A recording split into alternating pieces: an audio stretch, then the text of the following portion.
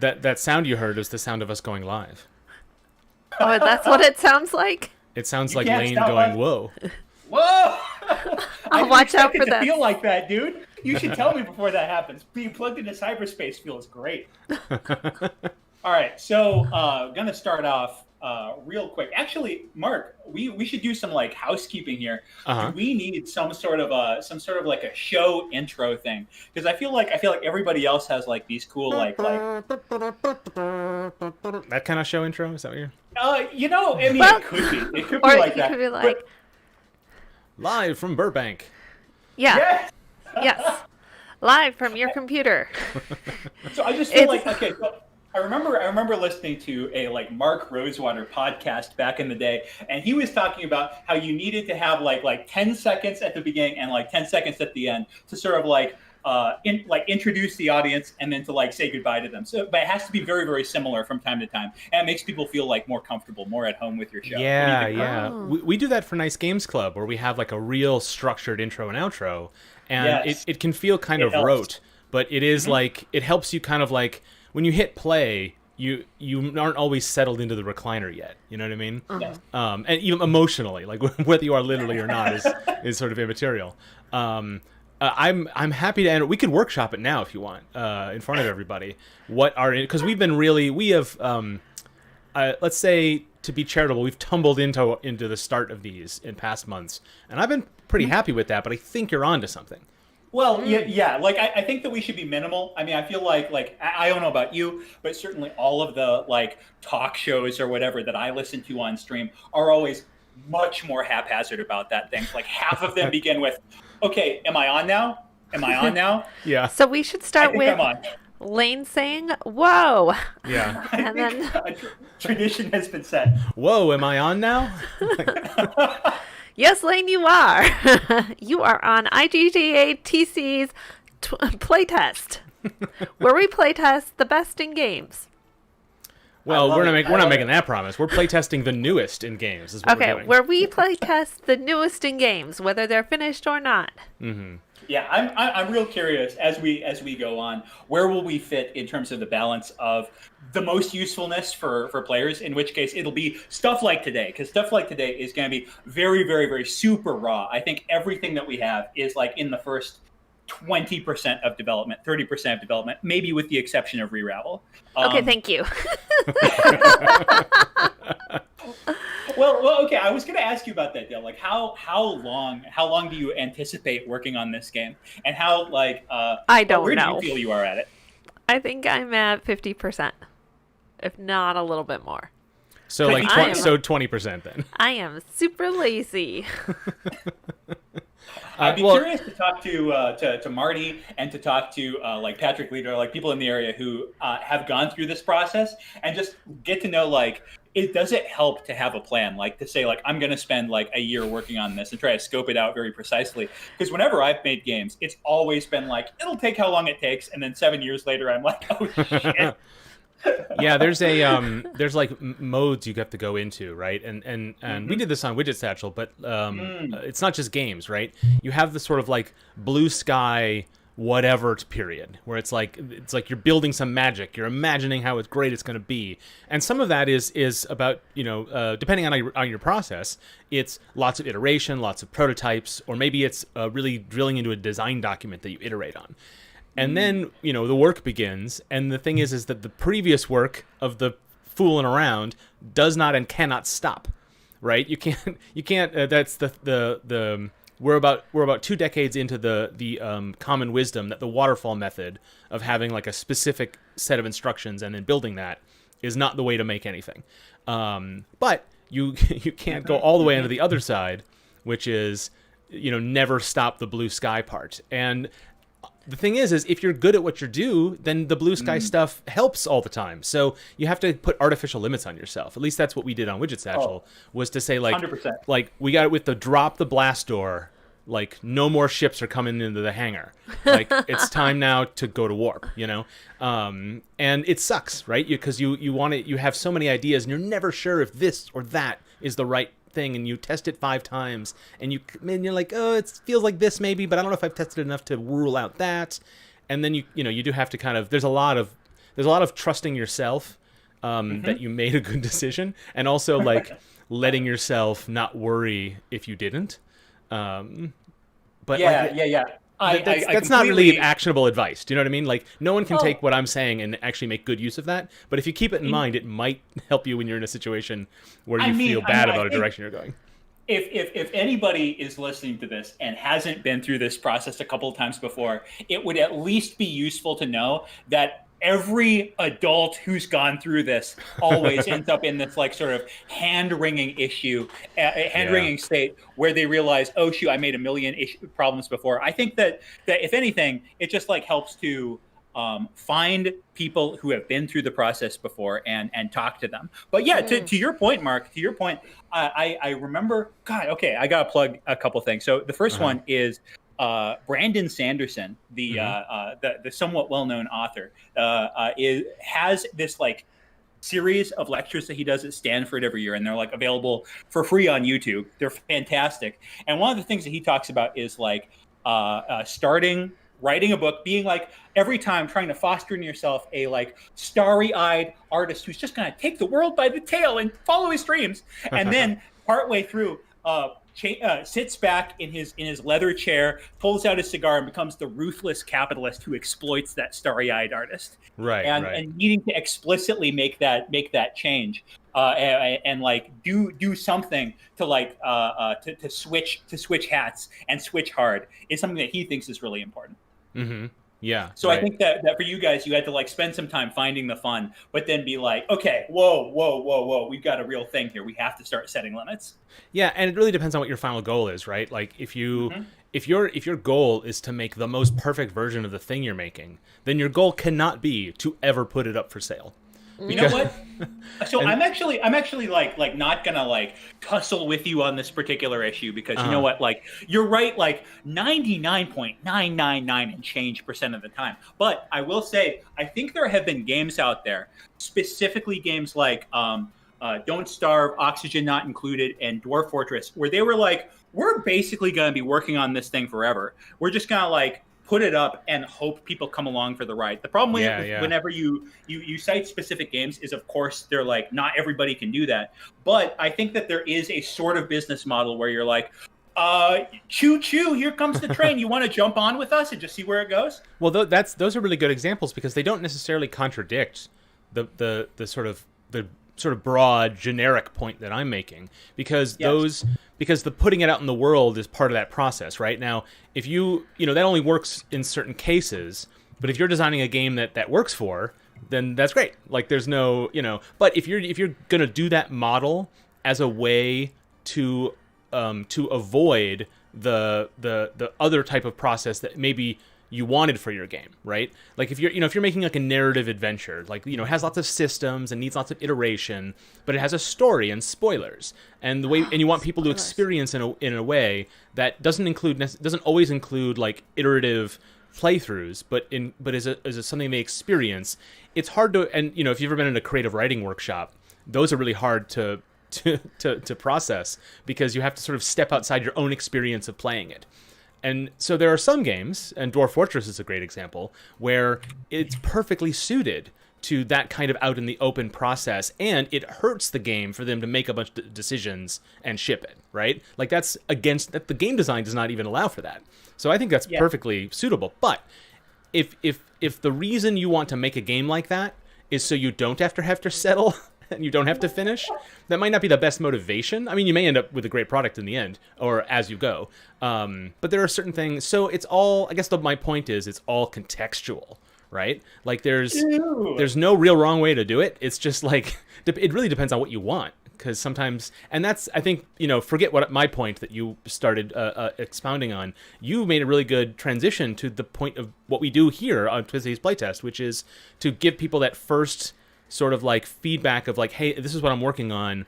Do I have a thing here? Or I've been working on this for a long time. How's it going? And so like tonight we have a bunch of very early stage projects, but in previous events we've had games that are available in early access or even shipping already on Steam. And hopefully we can provide an environment where at whatever stage you're at and whatever process you have in front of you, it's always useful to get feedback. And like Lane, you said it exactly, like discuss it with people.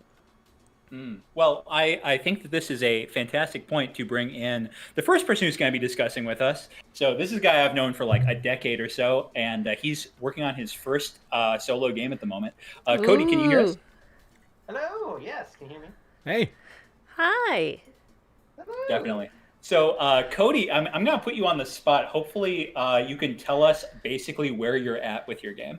Oh, where I'm at with the game is, to be honest, it's been this little niggling idea in the back of my head. It's been more of a programming project than an actual game. I don't know what the core gameplay loop is going to be, but I have had this idea for a world generator in my head for a long time, and I've actually gotten I'm almost finished with it, except for one stupid bug. But kind of where I'm at right now is, yes, I've done it, and now I'm kind of like, but now what? So, like, my gut feeling on this sort of thing is usually because, like, this is just from like sort of an economic perspective, you're coming in with a different sort of thing that excites you from the average person in the game making space. You're like coming into this with a tool and a piece of technical expertise that you're developing towards, but you kind of like are lacking the thing that I think that a lot of people have when they come into the industry, which is they have like a like set of rules or a certain like feeling that they want to evoke in a game. So like my first thought before we go into this is basically like you've got something that would be a huge aid for anybody making a game. A while back, you and I talked about the possibility of you like hooking up with somebody who has like a game concept, but who doesn't have the fire under them to want to make a world builder. Have you like explored that at all? I have not. There's been basically two things that have been a little that's been kind of holding me back in that regard. First is I've built it in Godot, which is not Unity, which seems It's pointedly not Unity. The go-to solution for a lot of people. Number two, it's kind of a matter of I just with coronavirus and everything going on, like I'll post it on like a couple of forums here and there, and people will go, "Oh, it's cool." And then it's kind of like that awkward conversation where you meet a stranger at a con and then you both go your separate ways. Mm-hmm. Yes. Only Mark LaCroix has the supernatural ability to have the same follow through that he had before coronavirus. But yeah, I get what you mean. Like it's easy to make like superficial contacts, but it's hard to like meet somebody and get to know them to a degree where you're like, I want to spend the next 2 years suffering with you, which you kind of do. Yeah, and to be honest, if I could convince somebody in like 3 hours, hey, we should do this, I don't know if I'd really want them in my project. Dude, yes. Oh my goodness. Like, It's the I'm just a old random I stranger don't want to here. be part of any club that would have me as a member kind of. Mm-hmm. Yeah. I guess the fear would be like easy come equals easy go. Yeah, So, exactly. Just like every D&D group I've been a part of. Oh. Okay, so honestly, like I think that we should probably like fire up the game, but like a couple of thoughts that I had for you is basically like using this thing as a tool instead of as a game. Like you're into D&D. Are there ways that you could exploit this to like make future campaigns more interesting? Maybe usually because the thing I suppose I should probably get into like what I've been building with this so far. So my idea behind this world generator was that 9 times out of 10, actually I don't think there's been a game that's done this, is you generate a world at the beginning of your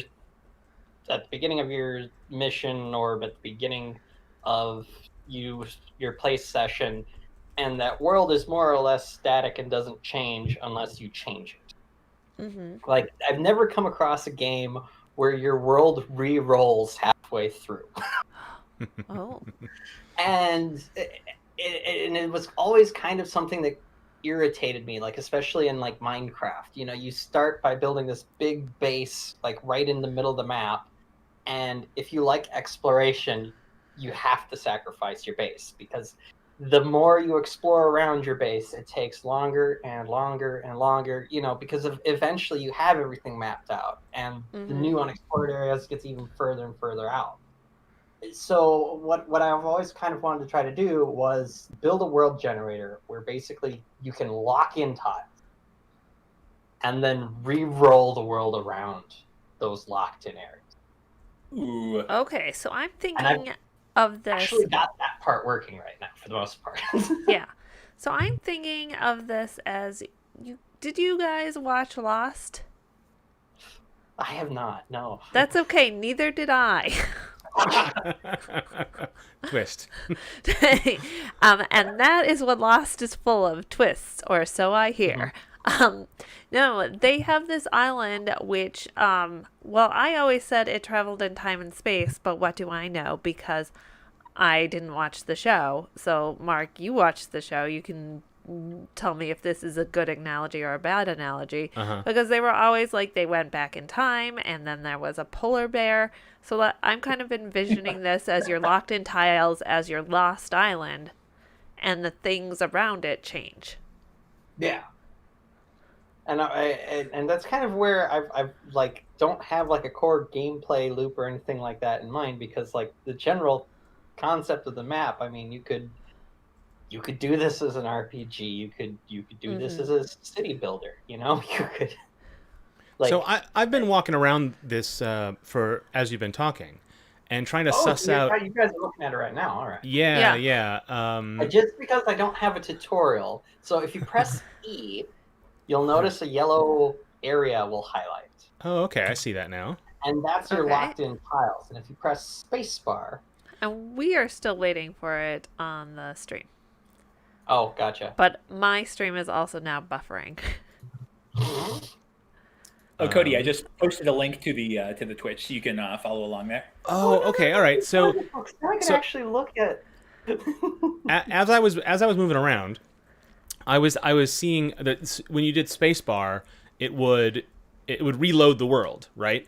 And so I was thinking like, oh, okay, is it procedurally generated as I walk? And so if you watch the stream, and if you're it's a couple seconds behind, but if I maximize the window, just because you can actually see the tiles load in once you get to the edge of it, just sort of a little behind the curtain thing. And so I was wondering if it was being generated perpetually, and I was like, well, you'd run out of memory eventually. But then I realized that, oh no, it just loops back on itself. It's a globe essentially.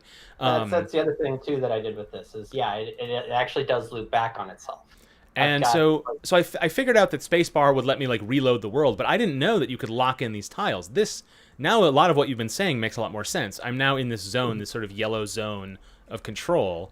And so if I hit E, I can expand my area, and then I will just go ahead and hit spacebar, and then it takes a moment to load up, and it looks like everything else. So that's really fascinating.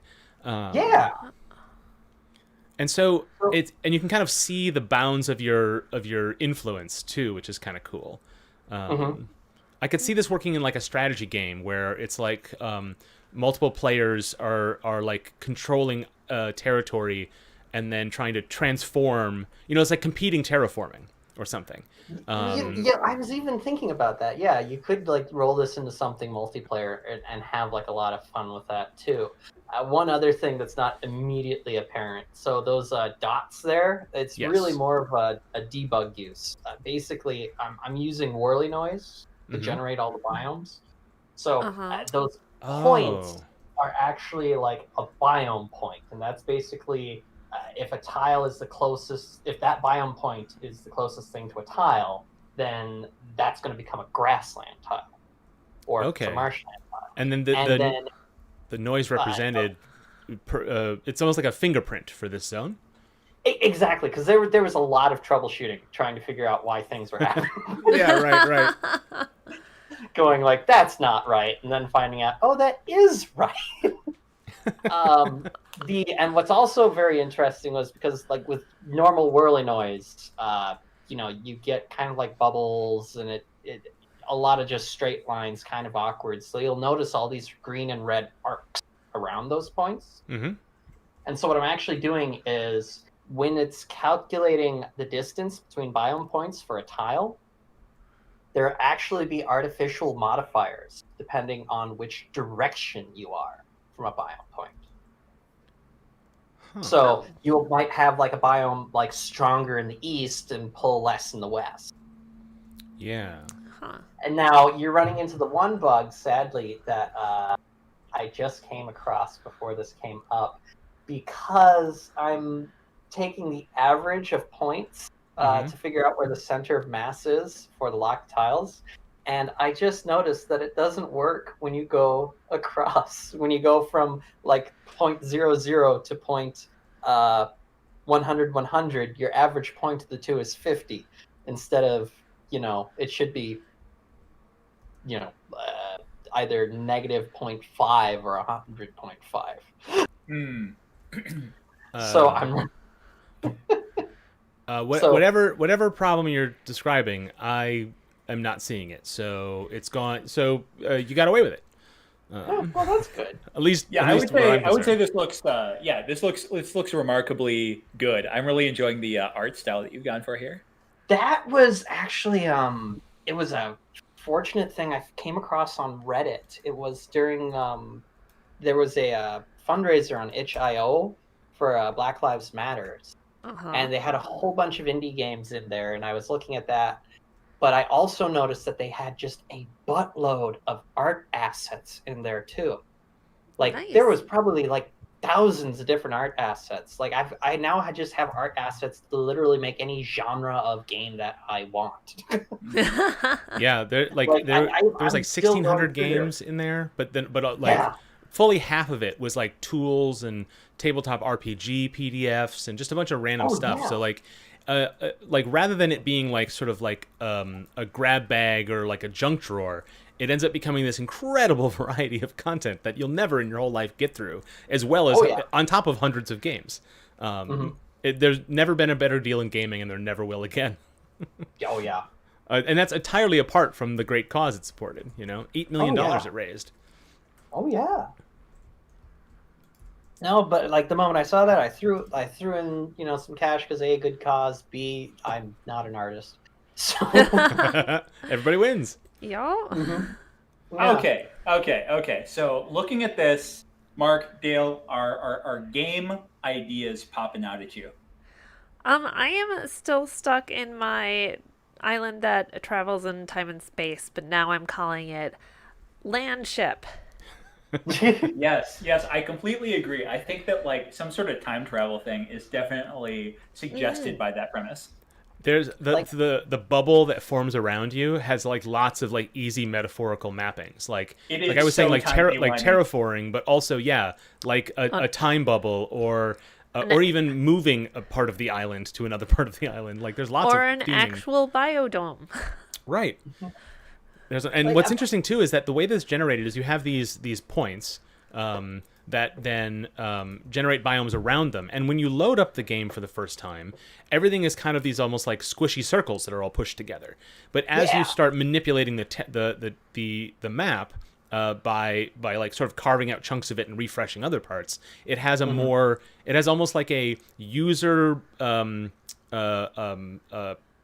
initiated procedural element to it, where I'm creating coastlines and more interesting, intricate shapes. So even something like this could be a tool. This could literally just be, rather than a game mechanic, this could be a tool for a city builder. Using like the idea that you move a character or cursor around, lock an area, and then modify other areas around it. Would be it's like a drawing tool in a sense. I don't know if you've considered that as a possibility. Not actually. It was like I said, I always just kind of had this idea because I'd never seen anyone try something like this, and I kind of was wondering if it was like even feasible or not. Yeah.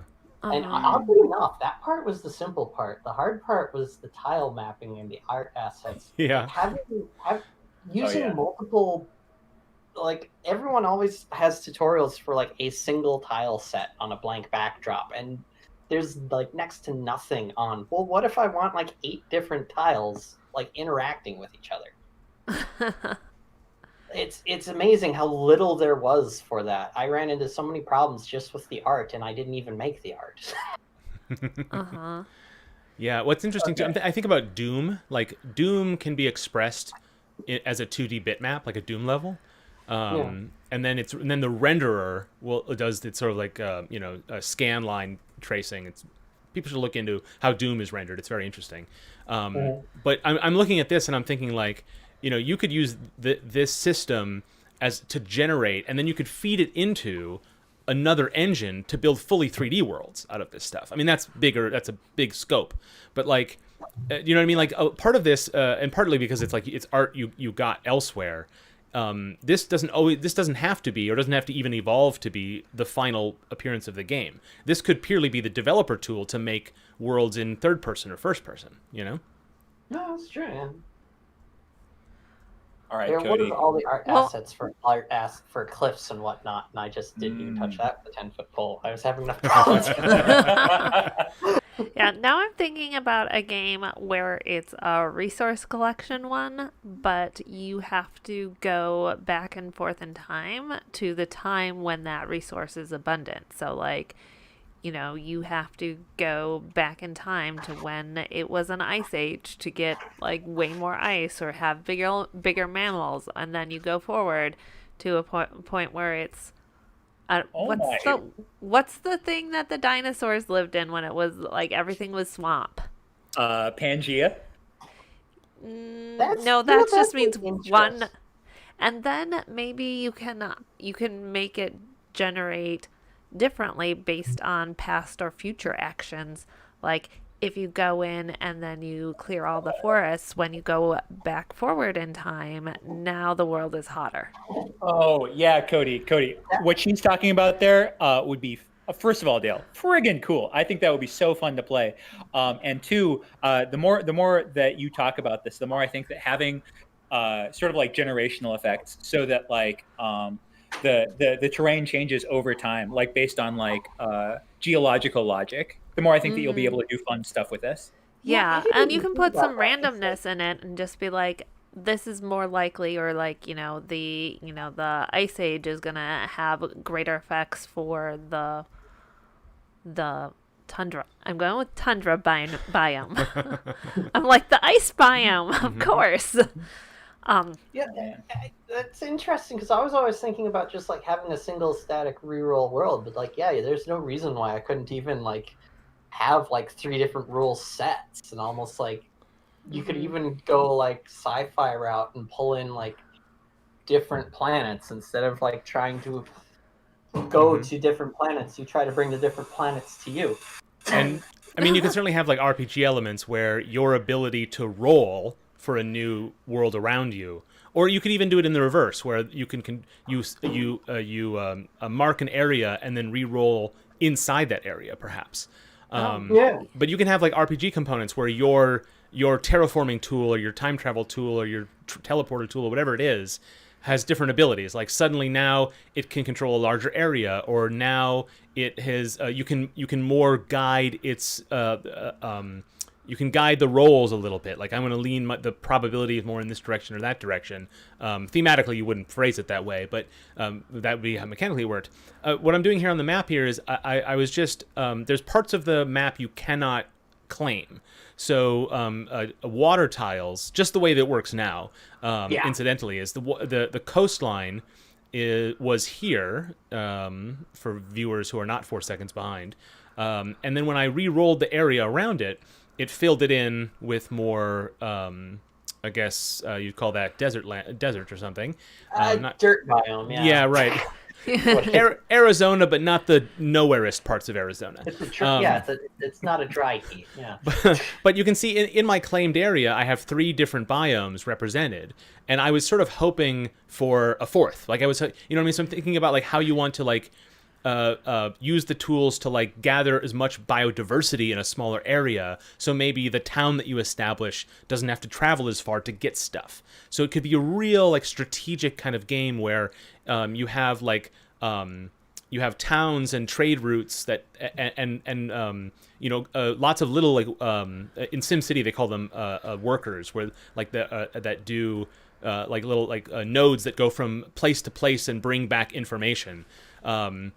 So things like that, but then you change the territory to make what you're trying to do easier. So you want to build like if it's a game like Civilization or a kind of 4X style game, you have a particular goal of many available in the game, perhaps, and then you can modify the terrain around you with these fantastical tools to make it essentially trivially easy for your civilization to do those things. So rather than in a normal type of 4X game or like SimCity type game where it's really hard to get all those systems working, basically what you want to do in a game like this is you want to create a map that makes the game super easy, but creating the map is the hard part, right? Well, yeah, and like one thing I was also like kind of toying with, but it's only like a half-baked idea, was because my girlfriend was actually saying it reminded her a lot of like the early Final Fantasy maps. Mm-hmm. Yep. And like a part of me was kind of thinking like you could almost do like a procedural like Final Fantasy. Do something like you start with some locked tiles, explore, maybe almost do like Animal Crossing, try to find members for your party that might spawn out there. Or, you might have a resource out there that you might like need, and you don't want to lose. And just have like the reroll, like not even be something you control. Like you might be, I have like every week the world's going to re-roll, and if I want something I need to spend the money, the time, the resources, lock that thing in before I lose it forever. Yeah. Like make everything really ephemeral. Yeah. And like it could be like part of the game to just like your goal is to take away that ephemeral, like it could be your goal to just lock in the map. Yeah, that's something to put on the box art, like like tame a chaotic landscape, Yeah. And one thing I also kind of like that's kind of was accidental is you'll kind of notice you'll notice this a lot more in like the ice biomes than some of the others, but you'll notice like the trees, like in the swamp biome right now, like you'll notice you actually have like different sets of trees because every time I'm generating something, like the trees will actually randomly roll, so you can actually even like see right now like how many times you've been re-rolling the swamps. Because he's got like the green trees, he's got like the brown and the purple. Yeah. I don't care what you do. But what I I really want for this prototype is to be able to unselect tiles. I know. I was trying to get that ready, and then like suddenly, a lot of things happened in my life, like Cyberpunk 7. And well, what happens is you with something like this, you're just playing around. It has two functions. It has mark and randomize. That's all it does, and yet it still has the play space is still. I don't mean the physicality of it. I mean like the actual possibility space of what you can do and how you can and your imagination is still very, very large. So like I think if you want to like find out like what this game is, I think maybe just like adding like just random features essentially, and then setting some people loose on it and seeing what feels enjoyable, what gives them satisfaction. Like have them imagine the game they're playing, like role play. Like imagine this mattered. What would you do? And then you can see what people enjoy. What like do they enjoy re-rolling a lot, or do they enjoy like re-rolling and being like, I hope I get a new thing here. You know what I mean? Like what how do people react? I think you can do that by just adding a couple of more tools, not even that many, and then the ability to play with this as a toy for hours and hours, I think can just give you a lot of data. Yeah. And then you can decide, like, do I want this to be a game where I want to shape this exactly right, or do I want to make this game where I want to mess things up as much as possible? Because maybe that's the direction that ends up being more fun. I don't know. There's lots of right directions I think you have in front of you. Also, if you have a scroll wheel, you should be able to zoom in and out on the map. That. Oh, look at me. I added that in. Again, this is a lot of like troubleshooting. Wait, stuff. You're a little dude on a pink horse. I thought it was like a face with wearing a hat. No, I named him Pinky. This is very useful for visualizing it for certain. Yeah. Scott just jumped in. I had the art assets, so I've just been like utilizing whatever I had. Pardon me. Scott just jumped in. Do you have anything that you'd like to add from what you're saying here? No, it's looking kind of neat. I don't have any sound, do I? No, we can hear you just we can fine. hear you. Oh, okay. The little Okay, circle wasn't I have blinking. a sort of unrelated question. Mhm. So, what is this program called, and why did you choose to use it? So, the engine I'm using is called Godot. Are you sure it's not called Godot? Maybe, I don't know. No, I think you're right. It's one of those things that I'm not sure if Dale is joking or not, but there's like 4 different ways people say it, but I think Godot is correct. I also just really love just like zooming out and like here's like the entire world, you know. Yeah. Like, it's amazing how small it is, but like when you can just infinitely loop, how bigger it feels, you know. Yeah. Oh, that's true of like lots of classic RPG maps where it just feels enormous, and then you zoom out and you're like, oh, it's like 80 tiles wide. You know? Huh. Well, I'm gonna go with Godot. But so I picked it simply because it's free, which is always nice.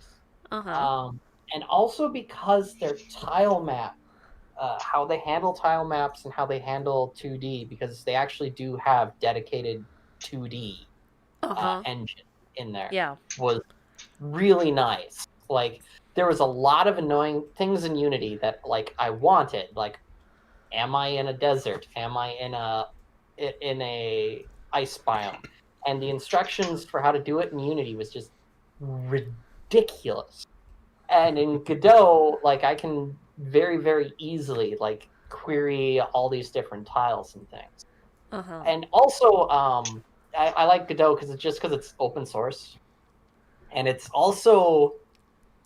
It's a very plucky little game engine. Like they do a lot of very strange things. Like when you first download their editor and you start monkeying around with it, the editor that they provide is actually built in Godot. So like their Godot editor is actually a Godot game. Huh. Yeah, it's called dog fooding, where you try to use your own tools to make your own tools. When you talk to people who make compilers, it can get real in the weeds about like writing a compiler in the language it's compiling. Like it can get real. It becomes ideological at some point too. You know, like wanting to believe in your own technology. Yeah, but to some extent that's one of those weird things that like some languages are best for making compilers in because they made a compiler in it. Right. I know the framework I'm using for my game Metro Nexus is now written in Hax, and its compiler is written in OCaml, which apparently is very, very good for writing compilers. I don't know anything about it, but just sort of overhearing some of the discussions about trying to make a Hax compiler in Hax, and like the reason they want to do it is so the Hax community can contribute to it, not because it's actually better. In fact, there's a consensus that it will be slightly worse.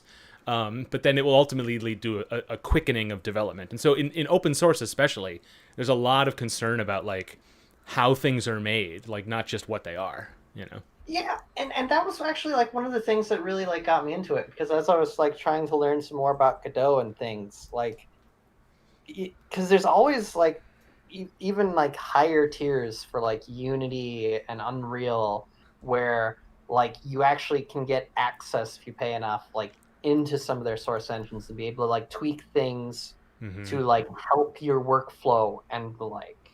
And it's always like this hurdle, this wall, it's this thing. It's like you don't want to do it because God, it's gonna be costly and I'm gonna have to learn it and it's gonna be a pain in the butt.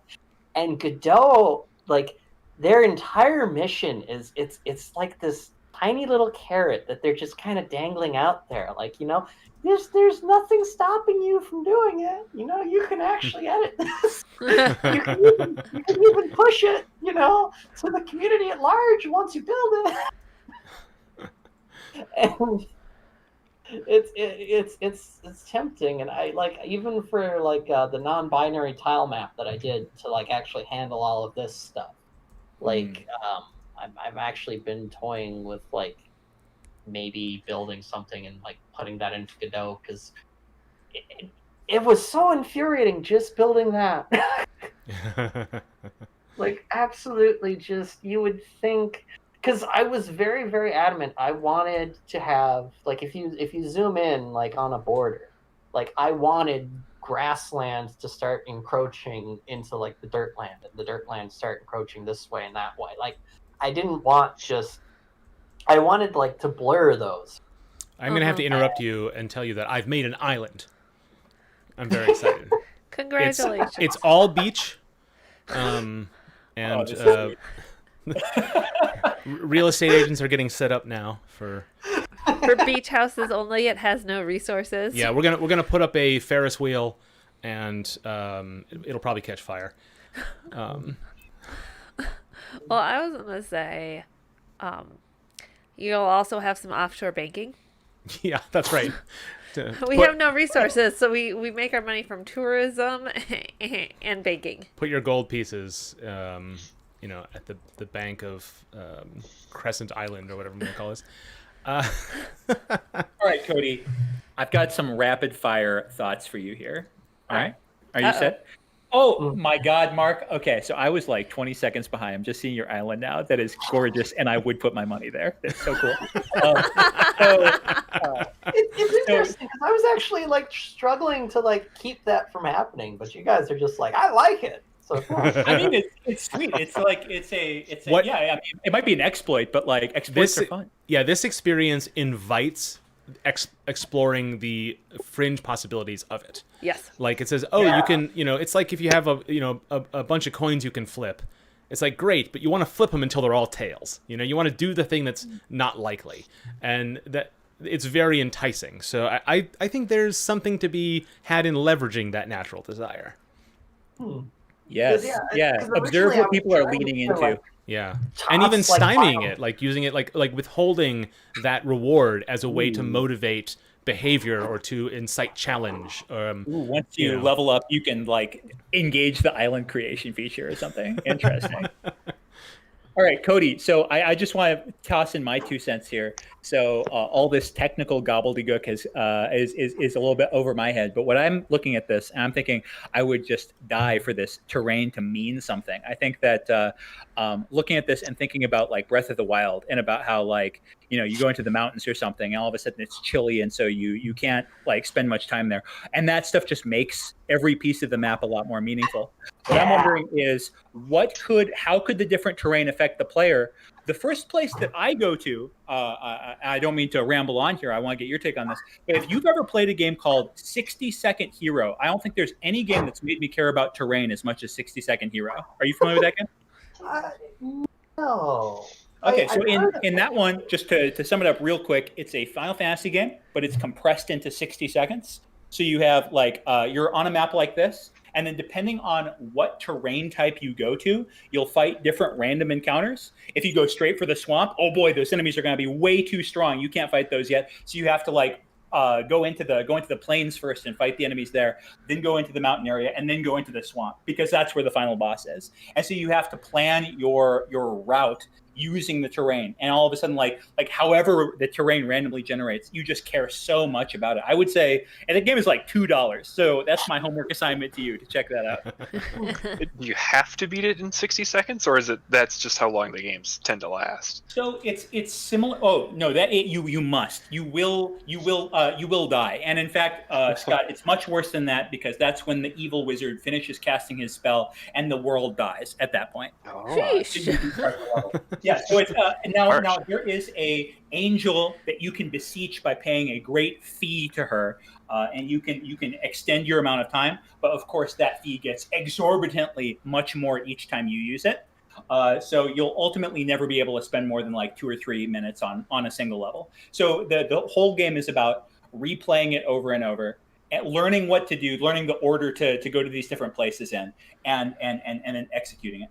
And I just think that it's like the fact that the random enemies are tied to the terrain is what makes me connected to this. That like it makes you really, really, really care about the world, Jen. Mm-hmm. Oh yeah. Yeah, ultimately it's about how much are all the mechanics that this game you haven't made yet going to interact with the core of this, which is your ability to modify the terrain. Like how are those going to interact? Because like playing with them alone is satisfying enough, but you could really make it sing when you find ways to have it relate to other goals and mechanics that you've yet to make. And so it's exciting. I cannot wait to see where it goes. Yeah, Cody, would you bring this back in like a few months or something, whenever you've put more time into it, and show us where you're at? I definitely can. You've given me a buttload of ideas because I hadn't even thought of like a couple of those. Throwing a time element into things could also just be really hilarious here as well. I think it would be interesting if you read up a little bit about how the world gen in Dwarf Fortress works, because what it generates a world and then it just iterates it. It has like environmental effects on each tile, and it iterates like time through them like a bazillion times to get to the world at the point that you start playing. And what I wonder is is there a way that you could do that, saving each step so that you could like time warp forward and back, but have it be like in a realistic way? And then it would almost be like a time, because that would actually be a really hilarious like city builder. If you start in the future, you need wood, so you go. But there's no trees anymore. You have to go back when there's trees, so cut them all down. But then of course that's when the dinosaurs are crossing around, which means you need a military. Mm-hmm. There's always like. You get Y2K around the year 2000, and that's when the robots take over. And so you always got to be really careful around that era. Yeah, yeah. You can. I mean, I like the idea of an absurdity being used to be a metaphor for something real. Yeah. You know, like you don't want to muck around with time, but you gotta muck around with time a little bit, which is sort of like humanity's relationship with the planet is like we do gotta muck around a little bit, but there are limits. Yeah, no, that is also like ridiculously intriguing. I hadn't thought about. Well, if you weren't taking any notes, you can always check out the recording later when it goes up on our YouTube. I'll have to do that. Mm-hmm. And what's the YouTube called, Mark? Well, it's the IGDA Twin Cities YouTube channel, which I don't have the URL in front of me. But if you just search IGDA, I always mix this up, IGDATC It's in very YouTube, hard to you will pronounce. definitely. I think I'm particularly bad at it. I transpose those letters in like 90% of the times that I say it out loud. I've stopped being embarrassed by it. YouTube://IGDA.tc. I don't know. Maybe. Yes. I hope not. I take his word for it. I'm being cagey because there actually has been some. We've had this. The organization has had its YouTube channel for 100,000 years, but recently, with everything going online, we're using it more, and so there was like a little bit of like a wait. We have 3 channels, and so I don't know which one is the correct one, but you'll find it. It's the one that has the videos on it if you just search for us in there. Anyway, on that awkward transitional note, why don't we move on to Scott's in progress project? And Scott, you've just joined us, or you've been here for a bit. Cody, if you want to stick around, we'd love to have you continue the conversation with us, especially for a game later where we're going to need some more players. Cody would be fantastic for that game. Yeah. All right, I might be able to stick around. Sure. Okay. All right. Just put yourself on mute and then cook yourself dinner.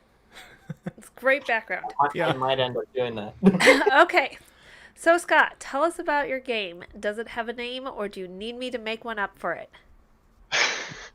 Well, the original name was going to be something like Adrift or something like that, but it turns out it took me too long to actually get started and really make the game that there's now several games on Steam that basically have the name Drift directly in it. So I decided, well, crap, I'll just call it Project Drift as a working name for now and come up with something better later.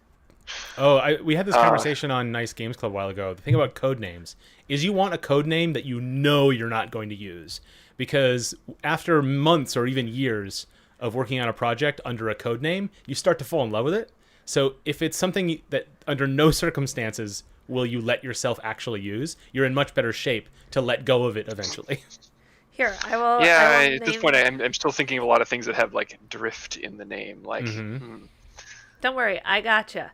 This is codename Snakes on a Plane. That's So your the plane, controls and are I'm really- assuming that snakes are driving it. So the controls are kind of random right now. If you pull the right trigger, it'll turn on the headlight. Wait, you're telling me this has gamepad compatibility?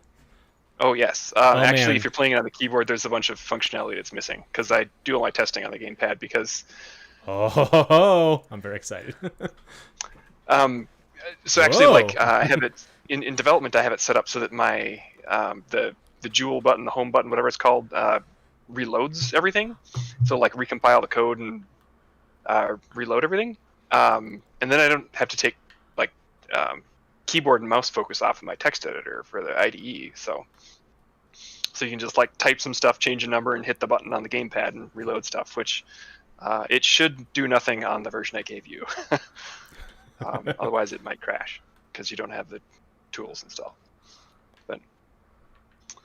But yeah. So okay, yeah. I was gonna say the bumpers is gonna be a little weird. Hit the left bumper. I think will dig Yep. terrain back out. I've been you're Otherwise, probably you're stuck underneath the terrain right now. you must be There you go. a way behind on the thing. Yeah, I've been noodling with this for a bit.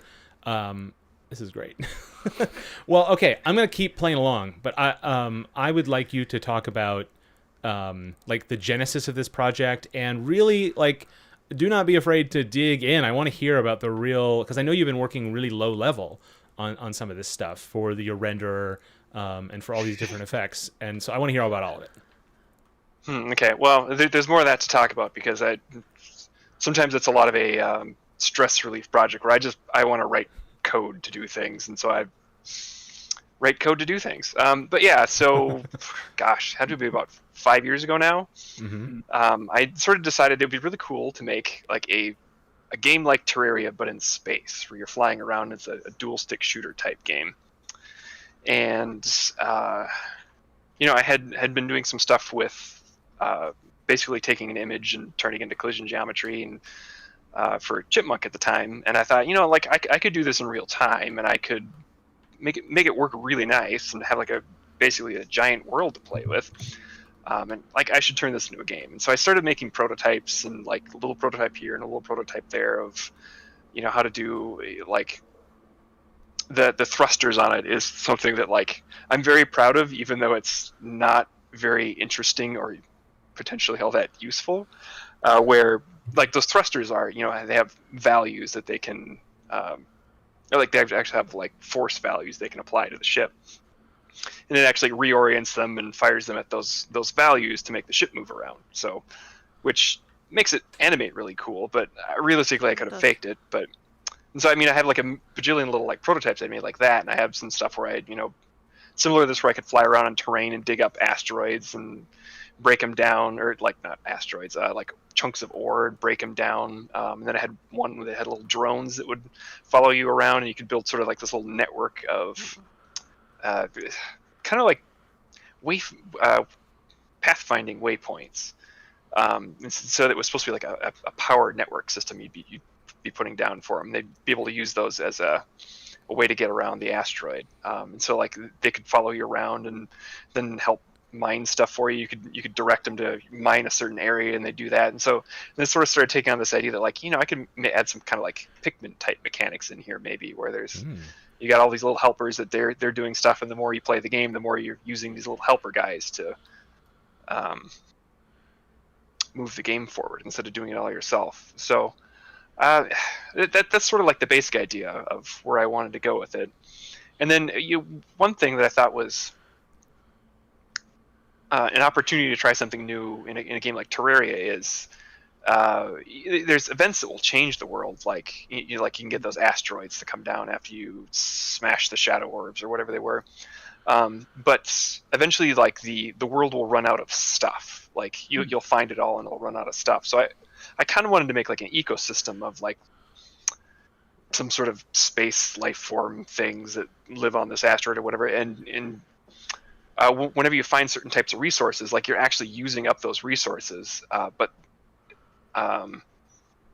they can always be brought back. So there's an ecosystem that's sort of like in a natural state of balance, and you have to manipulate it in order to move the game forward. There's a game called Waking Mars that did something like that. And it was really interesting. Like it was a non-violent Metroidvania sort of game where there's basically plants, these weird plant organisms that were on Mars that you've discovered, and you had to like manipulate the environment in order to move forward in the game.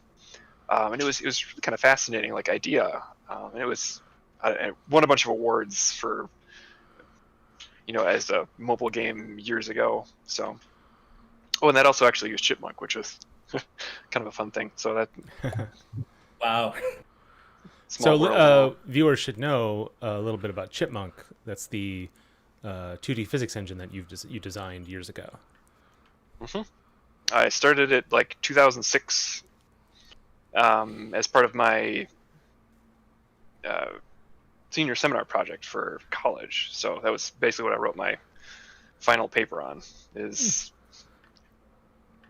physics stuff. So, and then from there I was able to like keep developing it, and people liked it and used it, and so we started making a Chipmunk Pro version that was basically like SIMD optimized stuff for ARM and mobile, and then we made some stuff specifically for iPhone, since a lot of people were using it on the iPhone, and we actually had a pretty good business out of that for a while.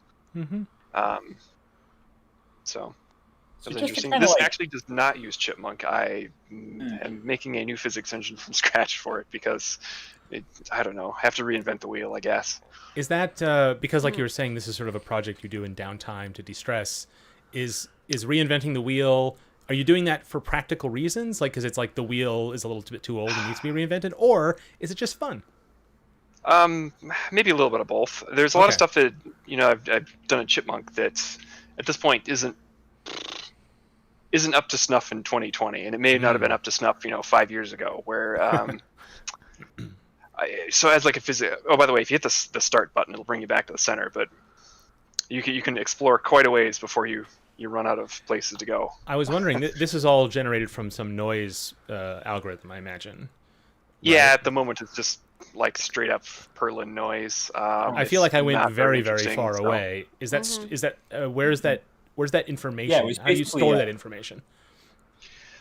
So it's basically like a giant. It's a giant bitmap, basically. It's, gosh, how big is it? It's 256 times 8. I think it's 32,000 pixels square. Okay. And each of those pixels, like you can kind of see, like there's that kind of quantization-y looking. Yeah. Like the squares on it. That's the size of the pixels in that density map. So it's 32,000 of those. So it's quite large. I was gonna say that the headlight/flashlight effect looks great. Yes, that's another thing that I'm quite proud of. So that's I don't know. You've seen like the super fast soft shadow stuff we made for Unity, right, Mark? Yes, in fact, that is a big part. It. That's a big part of what helped establish the sort of like moody tone of Widget Satchel. Yeah, that's right. You're using Widget Satchel. I forgot about that. It's all over that. I mean, Yep. It's a lot of us swear like it supercharged a lot of people's aesthetics. Charles uses it for the dark mode in his Hyperdot game. So. Hyperdot is like super fast soft shadows the game. Like, I mean, it uses it for like a subset of levels, but Yeah. But yeah. So the crazy ridiculous thing I did along with the shadow stuff, which at the moment like only the headlight casts shadows, because I don't know, I have to figure out what I'm actually doing with content to figure out how many things really need to have shadows on them. But the lighting is interesting because what I'm doing is, instead of having like a normal map and applying light to it, I'm actually generating a screen space light field. So like for each pixel on the screen, it's subsampled, so it's not per pixel exactly, but it's a measure of how much light coming into a pixel and the direction it comes into it from. So then when I go back and draw stuff, I can actually sample out of that light field and say, okay, this has a surface that's oriented in this direction. Of the lights in the scene, like how much is shining on this surface. And the benefit of doing that way is there's a bunch of different models you can do for lighting. There's forward lightings where you take an object and you draw it multiple times, like basically one path for every light in the scene you have.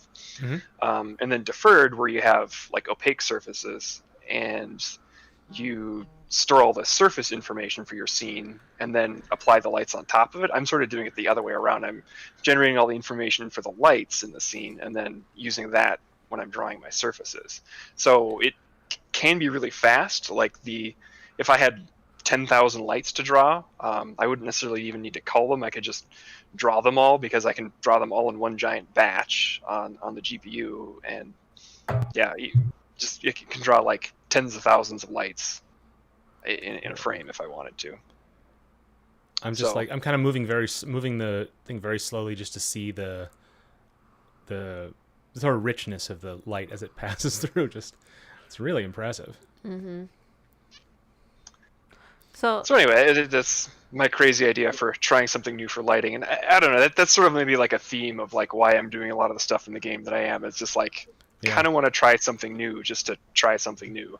Well, the first thing that jumps out to me is like a possible as a question is just would other entities in this game have lights attached to them? Because when you get like way out into the darkness, that's absolutely the idea. That there's going to be like hundreds or thousands of things with lights on them, lights everywhere. Glorious. Okay, yeah, because like I'm thinking out here, you can't see very far just because of the limits of the screen. But if you could start seeing like lights or like flashing and get to know what that flashing means, oh boy, you could communicate so much.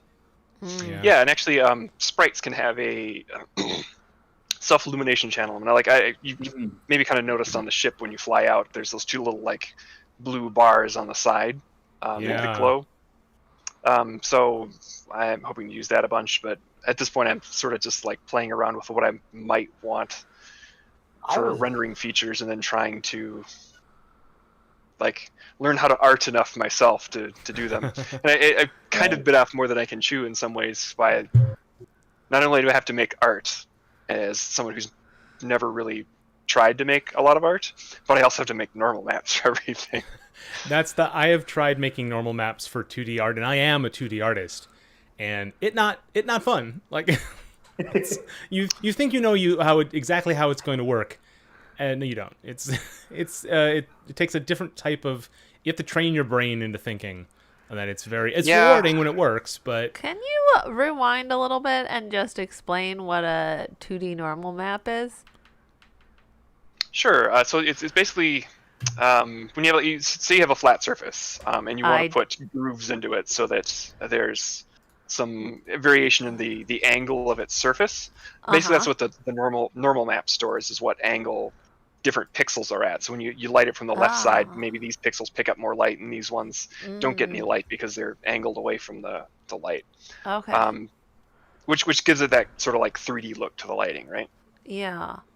So why is it called a normal map? Just because you're calculating the normal, meaning the perpendicular to each pixel? Exactly. It's the normal vector. It just, linear algebra lingo. And there's also the tangent is the 90 degrees to that, and then there's the bitangent, which is 90 degrees to both of them. And I'm showing on screen an example of a normal map with a vector image and then the dynamic result. This is from a tool called Sprite Illuminator, which is a pretty common tool for generating or creating normal maps for 2D games. And what I always the thing that's kind of frustrating sometimes when I'm working with this, which is not often, because it does scare me off very frequently, is the just visualizing those normals, because the way it represents all that data is using RGB color space, and so you have to kind of like, oh, that's not purple, and like even that shading is not exactly the same type of shading. It takes a little bit to get your head in that space, and you can very quickly get out of that space. Everything looks like a grape, but it won't in the future. Yeah. And actually, so I went through like a whole bunch of different tools. I used to actually know Andreas a little bit, that makes that and Texture Packer from doing stuff with like CocoaCD and Sprite Builder. Yeah. I mean, at least internet friends, and I think I met him once or twice at GDC. But Texture Packer is another tool.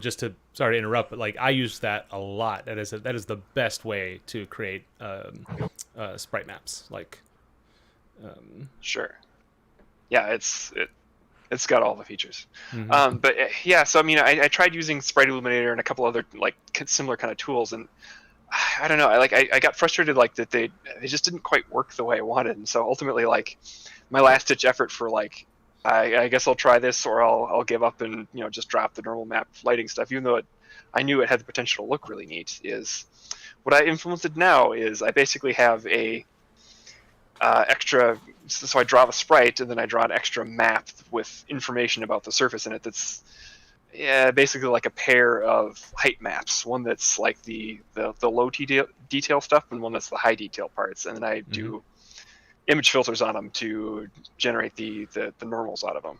Huh. Okay. And I've actually been having pretty decent luck with that, just because it's like I know how it works in the way that I'm able to control it. And yeah. Well, it helps too for the style, the top-down style that you're working with. Yeah. Even more so than if it was just like a side-scrolling. Like, it's a subtle difference, but that kind of thing. Like, I'm looking at it now, and maybe viewers on the stream can't tell so well, but like your vehicle here is a relatively low-resolution pixel art, but the lighting effects gives it a real like. It really does look like a 3D object that's being rendered by with like a mosaic filter or something. There's a lot going on. Oh yeah, actually, so it's rendering stuff in pixel, like pixel doubling and whatnot to bring out the pixel art look. I'm actually running an unsharp filter afterwards to make it even more pixely. It's just like a random thought I had once, like, oh, that would be easy. I should try that. And it was like, wow, that looks so much sharper and so just like crisp. Yeah. Mm-hmm. Huh. And it's basically like if you know how unsharp mask works, it's basically like you blur an image and then subtract the original from it, or the other way around, one of the two. Mm-hmm. And so you get like in places where you'd go from like dark to light, you get like this extra value where it goes, from dark to darker to lighter to light, and so you get like sort of this edge where it pushes when you have a strong transition, it pushes both of the colors near it even farther away. Mm-hmm. So that's what makes it look sharp. And so like the easy trick here was when I take I render it to a smaller texture, and then when I copy it to the screen, I just I do a regular like blurry texture filtered, like the bilinear, and then a nearest neighbor one, and I subtract one from the other basically. Make it extra sharp. This is a random aside. I'd recommend doing it because it looks really good. Mm-hmm. Well, you're talking about like diving into doing art, which is not something you feel terribly confident about, just from the tone of what you're saying. But I will say that's how everybody learns it. And the tools and techniques. Much, and it's just like I'm gonna do it. Yeah. Well, but also the tools you're describing, like this has it has like an id Software kind of feeling to me. Like you're building the technology, and then it's guiding the art, and then you're building the tools to make it before you really even are. Before you even step into the confidence of understanding you can even work in that style. It's like, these are the tools, you're be the one to learn them. It's not like you could really, at least the way you've described it, you could hire an experienced illustrator, and they're not going to get better results than you working on your own and figuring it out. I mean, that's a guess anyway. Like you've built a system that is for you, and kind you've of. achieved a lot of results, I mean, yeah, exactly. I'm sort of trying to build a system where I can figure out what I'm doing. Which is maybe a terrible way to work, instead of just saying like, oh, I should have just tried something simpler or whatever. But yeah. I don't know. I'm having fun with it and figuring stuff out. So. Mm-hmm. Well, I mean, the only sort of visual feedback I have, I love just looking at right now, those of you on the stream right now are a little bit behind watching the stream, but viewers can see I'm gonna have the flashlight off, and I'm just looking in this sort of like slightly dimly lit. I love the sort of green overcast on everything, and I really like the sort of pixelized vehicle. I think the bit of feedback I have is to bring that style into the terrain, and presumably the objects that appear. You have this like rich texture on the ground, and it feels like it has more detail than the character model does right now. It's also just sort of like random like splotches and yeah. Right. All Yeah, of this, a lot of it's stand-in, I imagine. But I think Yeah, that I have, like, pixelization, I think, background is the that direction all I think this would look great in. about that bad. Yeah, for sure. Yeah, and like Well, the other thing too, Lane like, was I haven't saying. gotten around to is, uh, Sorry, what? the other thing I haven't gotten to yet is like would have like like a couple dozen different like background textures that it would be able to like transition Ooh. between as well. So it Yeah. wouldn't be Oh. just the one for the entire game. Right. Right. Because you can think of something like, again, Terraria, it being a game that I kind of was thinking it would be similar to that. Yeah, there's different biomes and different. Yeah. Although I do like one thing that I did think that worked out really well is like the area with the lights. They just have a bunch of like random colored lights there in the center. But like the red area versus the green area versus the blue, like they all kind of have the different feels to it. And I think I can really make that work for having just like large scale lights that light up certain areas of the map, and to just give it different feels based on this is like a different color of light. So I expect different stuff to happen here. Oh, man. Yeah. And you being able to set down different lights as beacons would be an interesting like navigation thing. Yeah. Oh yeah. So like before when I talked about like you'd build like that basically that power grid with these like nodes that you'd place, and the drones would be able to follow them. That's sort of exactly the idea there. Is that like in Terraria you're placing torches and you kind of use that to figure out how to get home. But yeah, I thought it would be neat to have like glowing nodes with energy flowing between them or something. So.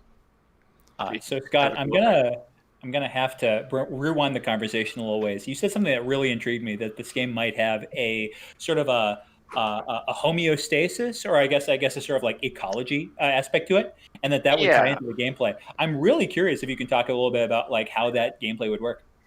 Oh gosh, it really hasn't gotten past like the thinking stage, but basically, yeah, there'd be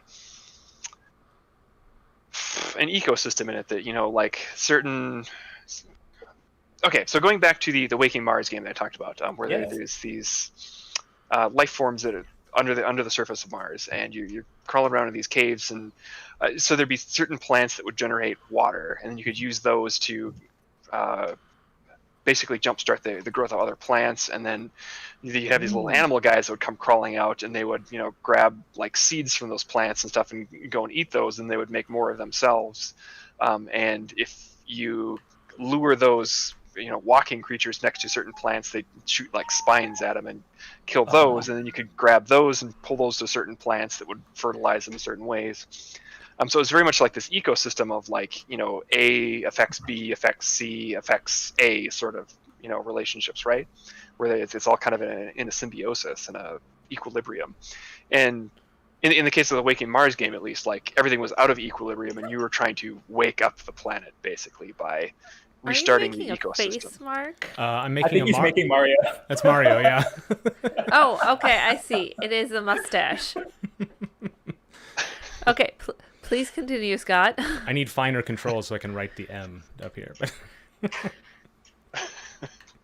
But yeah, anyway, so that's kind of the idea that I was hoping to be able to achieve, but honestly, none of that's past the wouldn't it be neat if stage. So. Mm-hmm.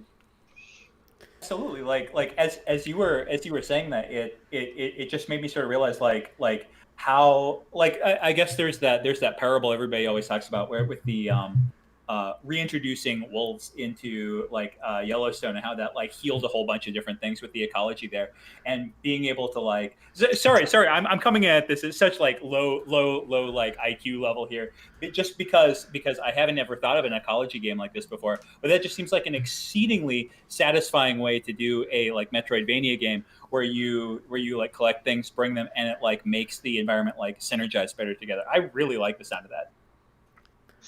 And so one thing you could do in Terraria, in a few places in the game at least, where there's you'd find this biome that had these giant glowing blue mushrooms, and if you collected a bunch of them, you could actually go back and plant them, and they would grow slowly, and you'd be able to harvest those to make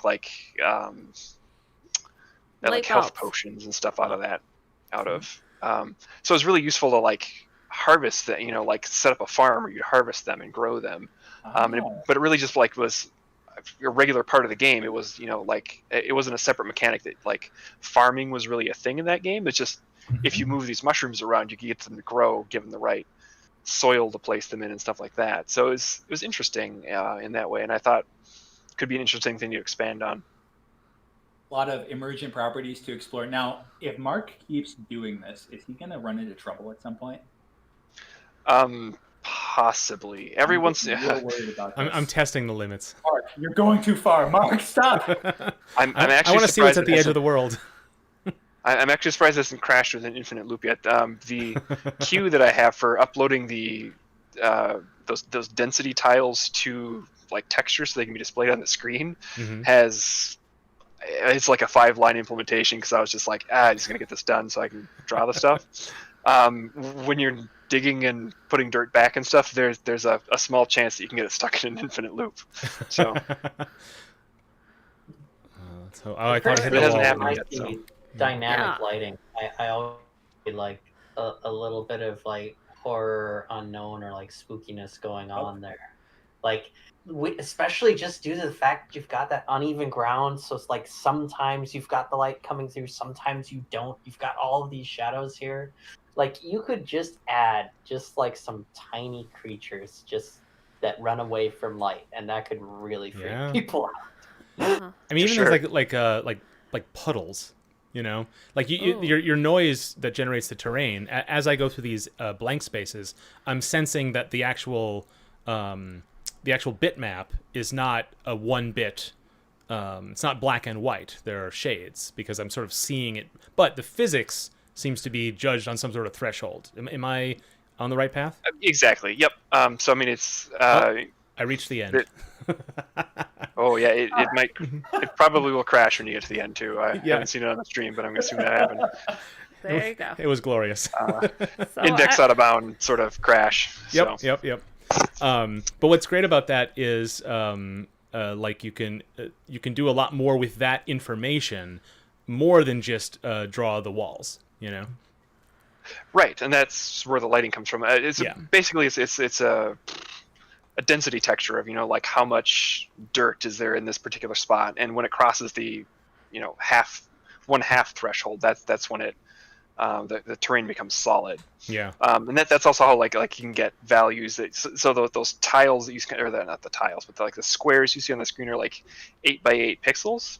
That's why you can get like smooth variations of the terrain across those, is because you have information about all the corners and how dense they were, and so you can kind of interpolate across them. So then the lighting too just comes out of, you just extract the partial derivatives out of that, and there you go. You use that for lighting. It's very satisfying to play with the terrain deformer, but I imagine you put it in there for your own purposes, so you could test certain, make things working. I mean, I'm imagining like a lot of like like having a beam to bust through a wall or something. To make this more of exploration mechanics. So there's a bunch of other random buttons you can push on your controller, like the A, X, and B buttons, I think, will do some like random animations. One of them is there's a little mining laser that comes out the front. I see so it. That's the idea, that it's going to be like a little beam that you shoot out that does the digging, and it won't be quite so like pow, like there you go, and you just immediately move the terrain. So it'll be eat away at little by little. So yeah. Okay, so Scott, I have a couple questions for you. One, do you want us to brainstorm game names or gameplay ideas for you? Sure. I don't see why not. Because I was going to say, with that Mario that Mark made, I was going to suggest the name Super Mario Land. It's a really good name. I wonder if anyone's used that. Thank you for listening to my dumb joke. Well, I would I kind of see this as a great place to play kind of like a hide and seek thing with the lighting. Oh. Like you can be really, really hiding, with really, really camouflaged, but if you want to move, you're lighting up those thrusters. And maybe there's punishment for running into a wall if you're trying to be really quiet and incognito. Yeah, especially if like it's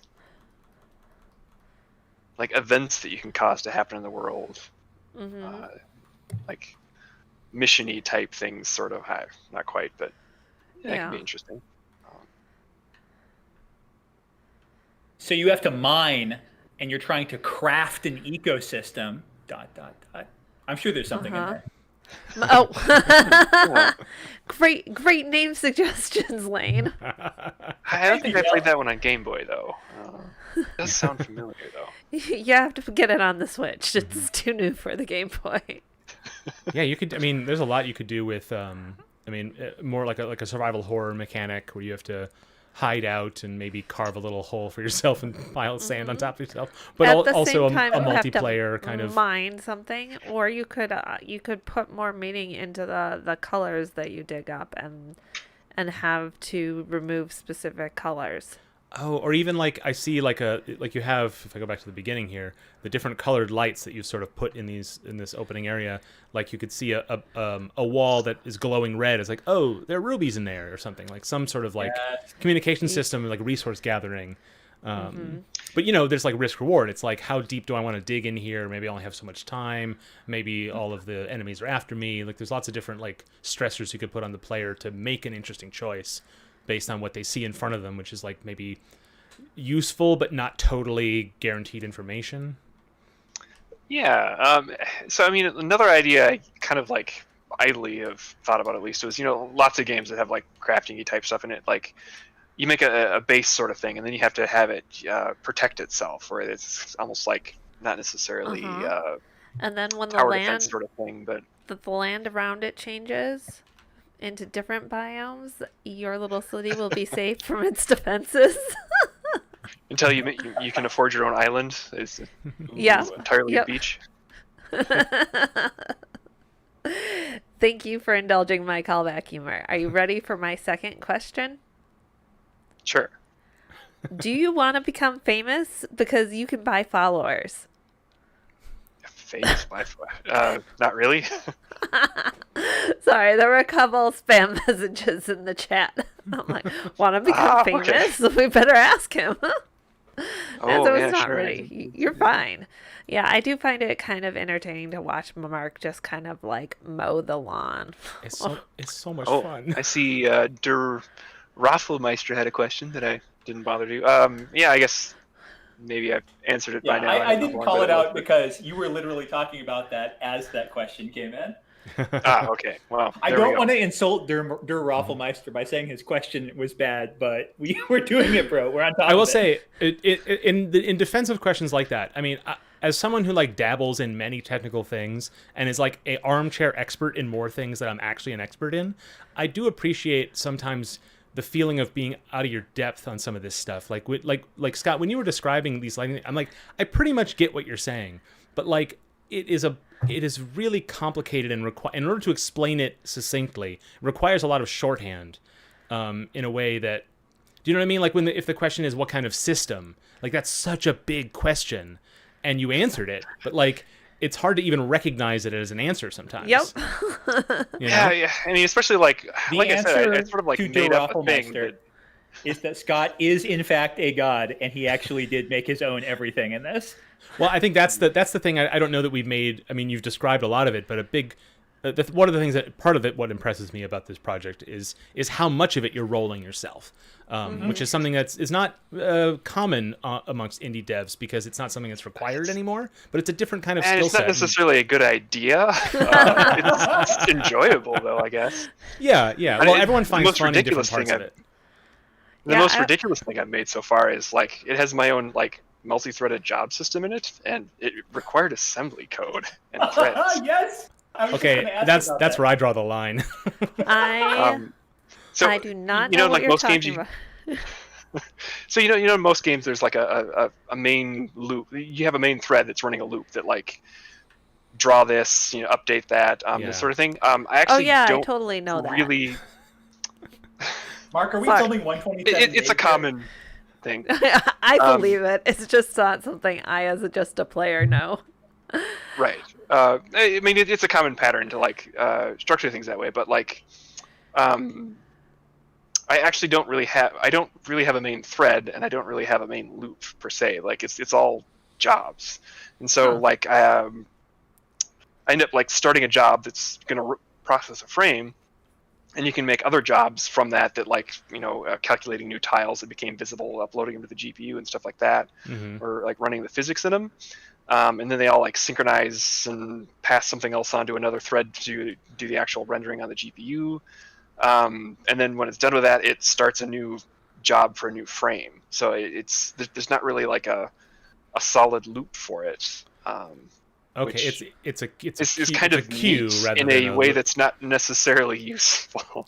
But I guess a lot of new games are being made that way, and it just was sort of one of those things where like that sounds interesting, and I want to try that, even though it's not a good use of my time for a 2D game that like I how don't you need made that. your own physics engine for this. Do you name all these things as you make them, and you're like, well, the one I made in college was chipmunk, and this one's bigger, so it's gonna We're be on to beaver. Oh, this one's much smaller. It's it's a couple hundred lines of code at this point to so do it's all like the physics field stuff. mouse. So at the moment, it's just called Drift Physics because that's the working name of the game. Drift. You should call it Everything is Acorn Drift 3, that. Acorn 2. Yes. So actually, I did before I made Chipmunk. I had a thing called Squirrel Physics, and that's was sort of the joke of why I named Chipmunk Chipmunk, is it had to be a different rodent. That is funny because like was an entirely different so many things that type come of out of physics Minnesota engine. are called squirrel this or squirrel that, or go for this or go for that too. You know, Sure. woodland creatures seems to be a thing for us. But yeah, so far it's just Drift Physics. But, when you were sending me a build the other day, you sent me the Vulkan build that did not work on my machine, and then you sent me this OpenGL build which works perfectly. And I know when hearing you talk about this project before I even really got to see any of it, you were mentioning the Vulkan AP a lot, and this was a part of your motivation to work on it. Can you talk about that or fill me in on that process? you mean like what is Vulkan, or? I mean, just and what got you into wanting to focus on that part of it in particular, like the I mean, again, rendering part. it's sort of just another opportunity of like other people are making things using Vulkan, and Vulkan's the future of graphics that isn't DirectX basically, and as a thing to try and keep myself current. If I'm ever going to do another project outside of Unity again, I kind of need to know these things. And in the past, that's how we've gotten a lot of contracts, is by knowing these weird things like how to write your own stuff from OpenGL and Scratch. So I mean, I don't know. And Vulkan has kind of like a rap of being like way too complicated, that like just to get a triangle on the screen, you need to write thousands of lines of code. And that you probably saw. I had a mild rant about that recently, that there's a bunch of Vulkan tutorials where that is in fact true, where you have to write like a couple thousand lines of code to get a triangle on the screen. But they're also doing it in a way that like you could have written a fraction of that much code and it would have been fine. And then the other thing about Vulkan is, okay, by the time you're able to draw a triangle, you're able to draw pretty much anything you want. So you've written, like the renderer that I wrote is like 1,100 lines of code for Vulkan, and it does everything, versus people saying that like I was able to draw a triangle and it took me like 2,000-3,000 lines of code. It's like, maybe. I don't know. Okay, are you ready for my theming idea? Sure. Okay, you are a spaceship, and you've got to clean the teeth of a giant space whale. And when you get too close to its gums, it swishes all its spit around and creates eddies. Or you find out the whole time that you were in a giant space whale from like the giant asteroid creature from Star Wars. Yeah, like that. Oh. What is going on with the lighting here? So I am holding down both the create terrain and destroy terrain. So I am just a moving piece of terrain. Dude, I would love my for there flashlight to on. be some sort of a creature like this that like creates terrain as it goes. You can and, look at what I'm like carving into the ground. It is really cool. And then of course the lighting impacts that in a way that's sort of extreme. We're German expressionists now, fellas. Yeah, I think what's going on is you're basically like adding and subtracting a chunk at the same place at the same frame, and it's almost like Z fighting basically, where you like the values are ending up like at a certain radius to be almost exactly 0.5, depending on if it's a pixel Yep. further away or closer, or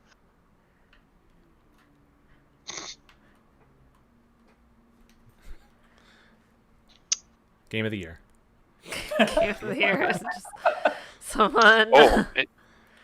And the other like not invented here syndrome problem is I didn't send you a build with sound in it, but I wrote a synthesizer too that at the moment really just plays like a song because Yeah. that's all the further I've ever bothered to go with it. But Mhm. it was kind of fun. That's awesome.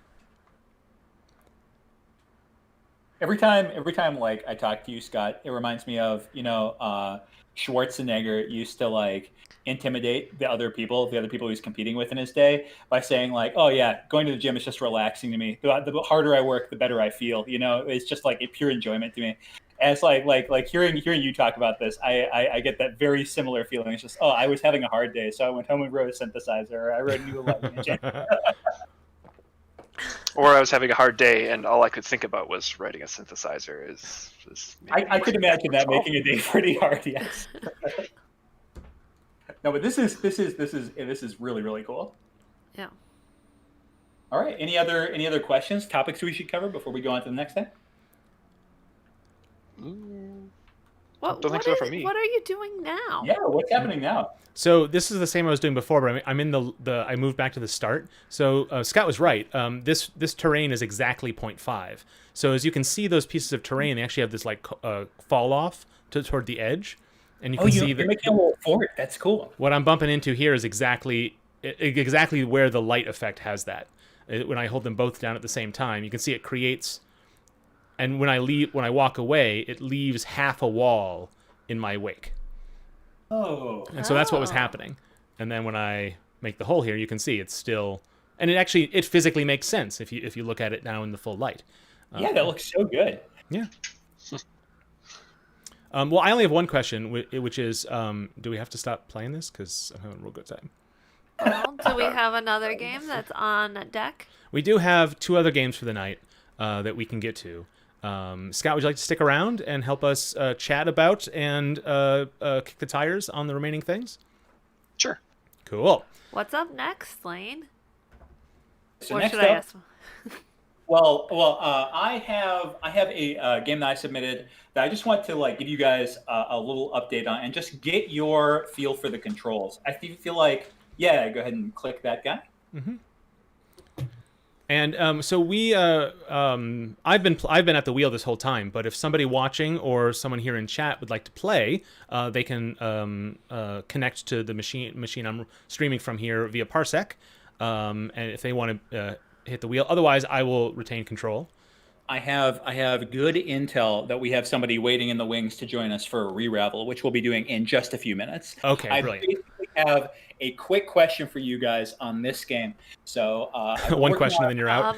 I love the goose. It's gonna be the fastest Twin Cities playtest thing you've ever seen. All right, are you ready? Yeah. No. So, okay, yeah. So you're being introduced to our first character, who is a musketeer here, but it will in the future be a cowboy. It is a cowboy goose by the name of what else but Horse Feathers. You are okay. Yes. Okay. Yes. I was I'm glad we're like, on the same no, page. keep the musketeer. But now that you've told me his name, I'm on board with the cowboy goose. Okay, perfect. Now, the main question I have for you folks is I'm really trying to get like the feel of playing tiles as such, to just the basic action to be as good as possible. And the more I do, the more I'm like, God, this is not actually that good. And so I'm curious. I have a possible direction to go, but I want you to. Could we restart the game? You like got the like 1 in 20 where you don't have any vowels in your starting hand. I was like, I can't spell nothing with this. You could spell RV. Yeah. It's true. Yeah. Or Yeah, TV. yeah. There's like 3 or 4 words that don't have any here. All Ooh, right. I can resort. That's all I wanted. Yes, the much prized resort feature is in. Okay, so I'm curious, like if you like play around and like try setting some tiles. By the way, you can also use the letter keys to select them, and you can also use the number keys to select what order they are in your hand currently. And I'm just like interested in seeing how this feels, this tile playing thing feels. Pretty good so far. Okay, we'll put some tiles on the board. Okay, let's spell the Oh word. wait, where are they going? I can't. Let's spell the word lie. L-I-E. All right. What, did I spell it right? I don't know. I'm behind, so you're still messing around with the letters. And you can press enter to resolve your turn. And then they pulsate? Okay, so we got proper gameplay going here. Okay, so viewers who remember Lane's this game from last month, you were really just working out some of the UI and some of the visual things. I think you had said you had done additional work, but it wasn't sort of enough to be able to put in a build reliably. But now we're looking at a whole loop here, so this is exciting. So the enemy has like a big old brain. Because it's a skeleton, it has 50 skeleton themed words that it can play, and we'll try putting those, and it's real good. In fact, my biggest issue with it at the moment is it's way too good. It has access to the entire like Scrabble dictionary, and it can use all those words. I'm thinking I need to build a tool that can like tag words as I see them, or sort words out so that they are by vocabulary letters. Like I levels. Like I want you as the player to be able to play any word in the Scrabble dictionary, but I want the enemies to be dumber, and so that they don't surprise you with words like ROTL. I don't know what that means, but apparently it's a word. Yeah, so one of the things that I think people talk about when they get into making AI or enemy AI is like, how do I make these guys smart? It's like, nope. The trick is to make them dumb, because they start out knowing everything and being able to do anything. Yeah, it feels so unfair. I was going to suggest the word alert. No, I'm going with retro. Okay. But before I play it, the first thing I want to say is, so Dale and I had been playing the old NES and Game Boy versions of Jeopardy, and in those versions, I had assumed it would be like multiple choice, right? Like, because like I'm not gonna make you spell the whole thing with the NES controller. Wrong. They do make you spell it all out, and it can be very frustrating, because not just because it's from 1988 and so some facts are out of date, but because it is lenient in some ways, so you can spell it wrong or like not include an article or whatever, and it'll get it. And other times it will be way more strict than you expect. But you can only expect so much, right? Like it's pretty impressive for its time. But one of the things that was really revealing is knowing how the enemy AI worked, or the other contestants. So what would happen is they would buzz in first, and with some method to like that would allow them to buzz in quicker than you or not. I'm not sure how that was figured out, but if they get it wrong, they always get it wrong by randomizing a couple characters in the correct answer. So you know how when you play Jeopardy and someone or you watch Jeopardy and someone guesses, and from their wrong guess you're able to know what the right answer is. This is like that, but much more helpful. And that they'll say like Eleanor Roosevelt, and you're like, okay, I think I know what the answer is. So that's a particular challenge that. I mean, that game sold for $60, so I think the bar is not. I mean, it was years ago, but it's a problem that faced a lot of people and developers, and some do find themselves being able to do nothing but give up on resolving it. So it's a big challenge you have in front of you, Elaine. The last thing I'll say before I play this O is that I want to play this O right here. Okay. But I can't, because it doesn't go there. Yes. So the signposting and signaling in this game needs to be way better. I'm thinking that like the like tiles where you legally can play should be like highlighted in some way. Well, I only mean that my mouse is on screen, but the tile is what I'm looking at the tile to place rather than. Yeah. So one thing, and that isn't obvious when there's nothing on the board.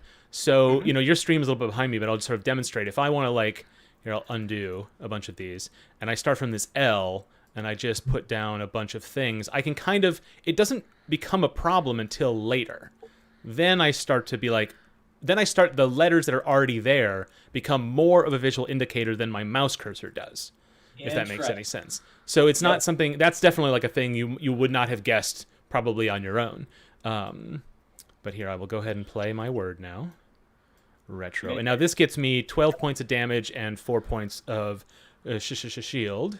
Yeah, and so by the way, just so you know, the way that this should work is that the enemy should be saying, "I'm about to hit you for 10 damage." So you could be like deciding like what you want to play based on how much you want to block, like how high you prioritize blocking versus doing damage. So how does it know how much it's going to hit me for if it doesn't know what word it's going to play yet? So the word that it plays is not tied at all to the attack that it does, and I think that is a big problem. That is a place where the game like design and the Scrabble rules do not mesh together very well. And I'm working to resolve that. But if folks have any thoughts on like what to do about that.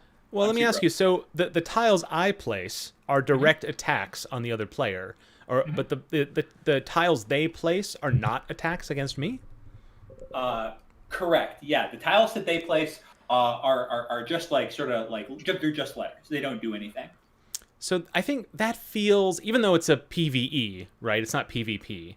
Yep. But it does still, the mechanic, like I'm still expecting, even though they're a computer player, it's not, I'm not fighting, at least the way it feels anyway. I'm not fighting a bokoblin in a dungeon. I'm fighting a computer-controlled player. Like, that's what it feels like to me. So the fact that they play by different rules than I do seems weird to me. Which isn't to say that there's not that's not the right way to go. But I think you probably have to do a little bit more to explain to me that that's how it works, because very intuitively I fully expect their attacks to work on me the same way mine works on them. Yeah, you expect that eye to hit you with 4 hit points. Yeah. So, and especially since we're bashing off of a existing game, Scrabble, like you expect it to kind of like follow the Scrabble rules. Yeah. Mm-hmm. One way you can get around that, and this is, I'm not suggesting this, but this would be a way to get around it, is that the board is my domain. So I'm the only one who could play anything. And so the board becomes my weapon, and then the enemy attacks me through some other means by, say, blocking squares on the board, or making all vowels E's, or it's some other mechanism that stymies my ability to be a kick-ass Scrabble player, rather than actually playing more asymmetric. But rather than playing against me in Scrabble. Now, I mean, that could work, but if you want to make it, especially if you do want to make this open to a multiplayer option, I do like the idea of it being, okay, so if it's strictly single player, then I think the really way to hammer that home is to make it a one-player Scrabble game, and then have the enemies do other things. Sure. You know what? I think that is a super sharp idea. And then, of course, there's still ways that the enemies could interact with the board. Like you're saying, like, on my turn, I'm going to drop a big, like, obstacle in your way. And so it still feels like the board is dynamic, but you get around that, like, big point of inelegance. Guy, it sounds like you've been trying to say something for a second. I was going to say another option that you could do, because I'm kind of in agreement. Because having like both attack and defense be values of your letters, you could instead perhaps signal intent with the skeleton. Like, instead of saying I'm going to attack for X, you could just highlight he's going to put a word here. And if you wanted to try to defend against screw up his plan. Yeah. I think that actually sounds really, really cool. Like, at least as a sometimes thing, being able to like change the player's incentives to say, like, if you play here, you get to block the enemy's thing. I think that sounds awesome. Yeah, because that way you're both adhering to the rules, and he's a goose. He can of course cheat and see where the skeleton's staring. He used to cheat all the time. But because that way all the letters end up being the exact same, and you also get some satisfaction and some incentive for I want to play here instead of just maximizing I can have this letter. I still love the cheating idea though, like having different bosses mess with the board in different ways. Yeah, like, I think if you really wanted to monkey with something, you could have somebody turn it into hexagons. Oh, jeez, Cody, no. I do like I have been building this with a lot of like quote unquote like terrain deformation. So like enemies that like destroy or add to the board is definitely gonna be a big thing. I also really would love it. And when you kill the enemy, so we're done here. I also would really love the idea of putting a theme to all of the words that they put down. Like having the skeleton like spell out like all these bone puns and things. You know what? You know what would work really well is this would require some work, but I have a bag of letters for this match against this character. It should actually, this wouldn't even be that hard to do. You'd have 5 or 6 words that are like secret bonus words, and they're themed against this character, like cartilage or whatever. Yes. You know, something that'd be fun to play. And if I, the player, play them, I get bonus points.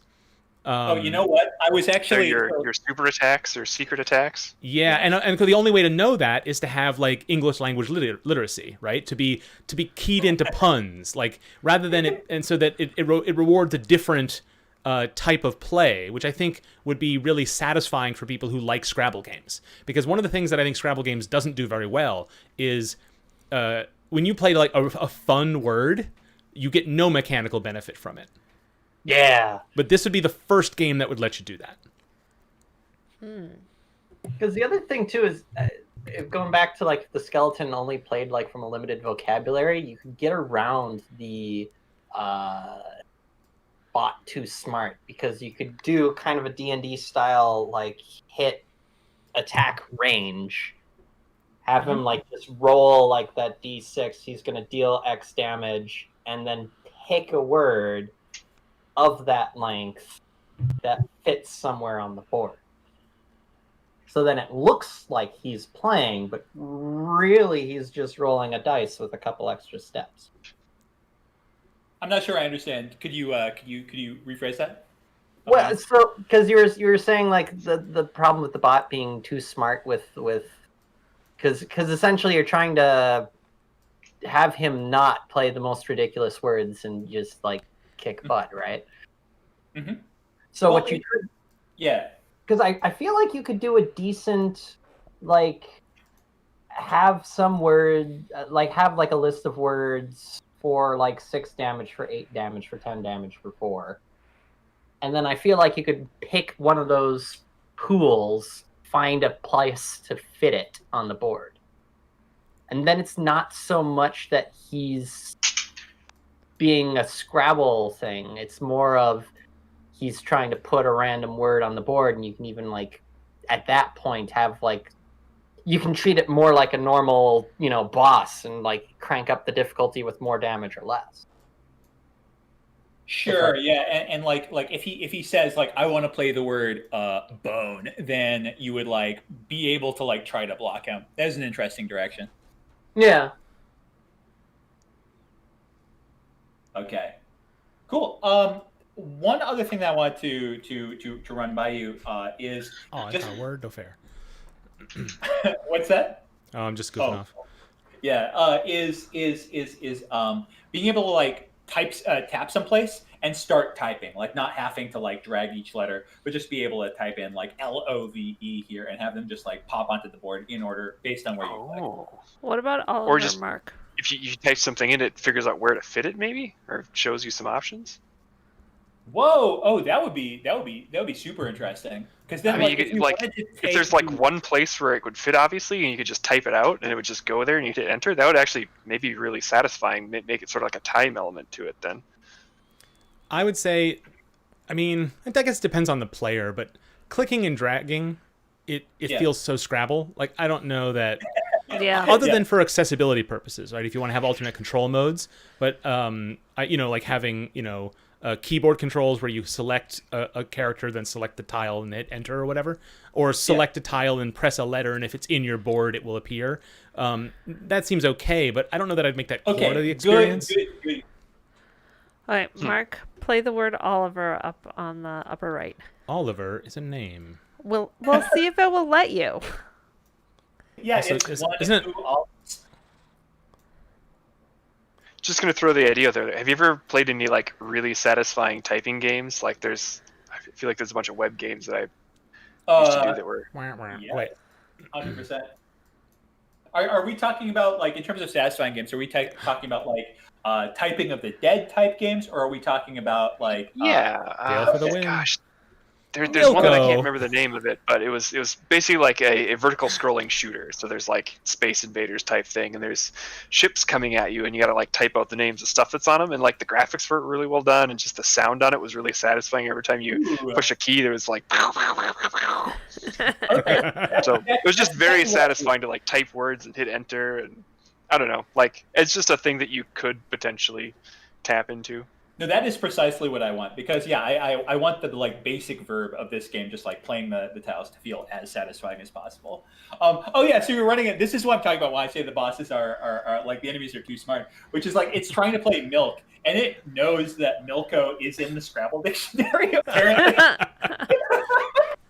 You know, I wonder if there's some resource out there which oh, you know what? This would actually be you could roll your own on this. You take the Scrabble dictionary as a data source, and then you would only have to do this once. You wouldn't have to make this part of the live game, but you then run each word through a like a Google Trends or something, and then you could rank words on usage, right? And then that could then be a way to say then enemies could just be scaled based on that difficulty alone.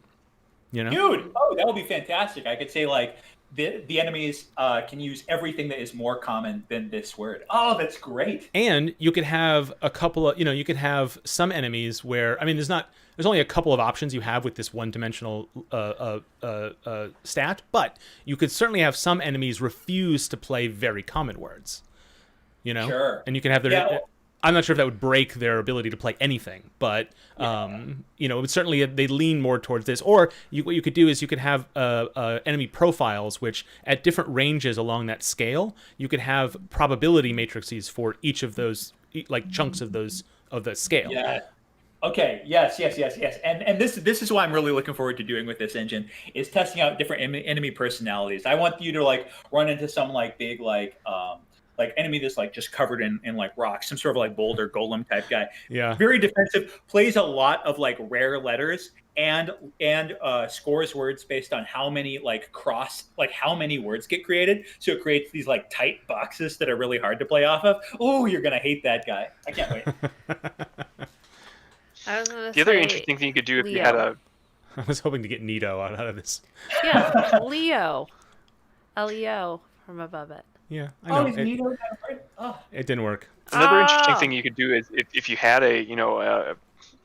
information on like how rare words were, like every time the player enters one, you could go, oh, they put in a one that's in the 95th percentile, I can play one in the 95th percentile too. Or if you want the player to be, or the AI to be a little bit harder, like you play a word that's, in the 90th percentile of rareness or whatever, it can play one in 91% or 92% or like bump it up a little bit each time. You know what I like about that is that if that's a way to get one over on the enemy, but because you already have the attack and defense scores, which are sort of like the analogs for Scrabble points.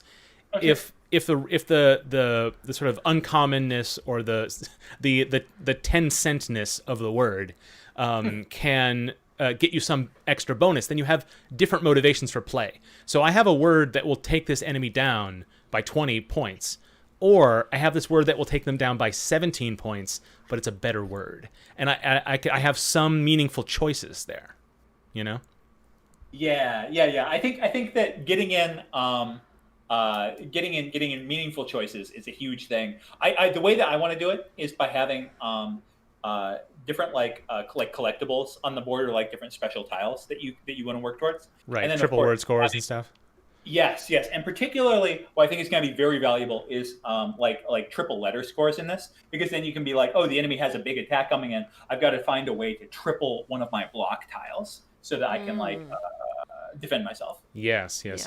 I mean, I think that'd be an opportunity to use some more role playing stuff. Like you can have maybe spaces on the board that are special but blank, and you could have the ability to fill them with something. And this would be an opportunity for the enemy also to engage with that mechanic. You know, but it would cost you your turn perhaps to like designate something, or it would mean you can only play later. You know, there'd be limitations and risk rewards involved and stuff like that. But you know, give it like Scrabble, but like if you know, but just the next step of those mechanics. You know. Yes. Okay, so I got to interrupt to say that Milko is a milk delivery or salesperson, like a milkman. Oh, you are reminding me The old Milko. Feature. The thing that this game cannot ship without, which is you have to be able to like mouse over like things on the board and see definitions of words off to the side. Oh, sure, like that. I mean, I know that everybody knows that tea is a drink with jam and bread. I want to know what an Oliver is. I It's assume, a proper name, I would have thought. yeah. I mean, it came out at 11 a.m. It might also be a slang term for something like an Oliver is someone who delivers papers or something. You know what I mean?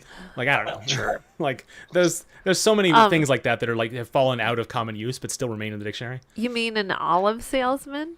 Is that what it is? No, I'm looking it up No, right that's now. an olive list. Uh-huh. So if you talked about like your board as like terrain and things you want to do with that, do you think about, you know, like you attack and ones that are defense, but what about ones that like change the board, like one that has a bomb on it that will destroy the tiles that you have, one pile in every direction around it, and then you could use that strategically to like open up a place where you want to put a word later, maybe. So good. I love that. Yes, I absolutely want to have like enemies that do that. And then I was thinking that maybe this class would have it, but certainly there will be a class that is a character in the game that is more like maybe alchemist themed guy who can blow up the board a lot in order to like replay and reuse special tiles a lot. I like that. Mm-hmm. All right. So if we don't have anything further here, shall we move on to the Re-ravel? I am not done yet. Okay. I have almost double killed this enemy. Okay. Ooh, yeah, but how many I'm running out of reasonable things, and of course because the AI is so good. How about die and tea? Where is that? Bottom left. Bottom TEE. And then it makes die. Oh, yeah, brilliant. Very clever. I was looking for something like that, but I couldn't identify any potential options. But that one's great. That's a whole 10 points. That's it. Double dead. That's actually 14. He's got double play daddy. Yes. Oh, that's right. Nice. This is ridiculous. I like a lot about this. I think that I would say the main thing is like I'm not interacting enough with this player because they're not attacking me. 100%. Yeah. And I mean that's just because you haven't implemented that system perhaps, but I mean that I'm expecting their words to attack me. Yeah. But also because is this the normal density of a Scrabble board? No, this is way more dense. Oh yeah. Okay. So I think it actually is. I think I would make a pitch for what I was saying before, which maybe I wasn't as when I said it I wasn't as excited about. But I think making this just for me to play on. I think because then those last two rounds you kind of. I mean, if it weren't for Dale coming up with this T die, which is a brilliant finisher, then you kind of end the match with like a lame 2-letter word, if that.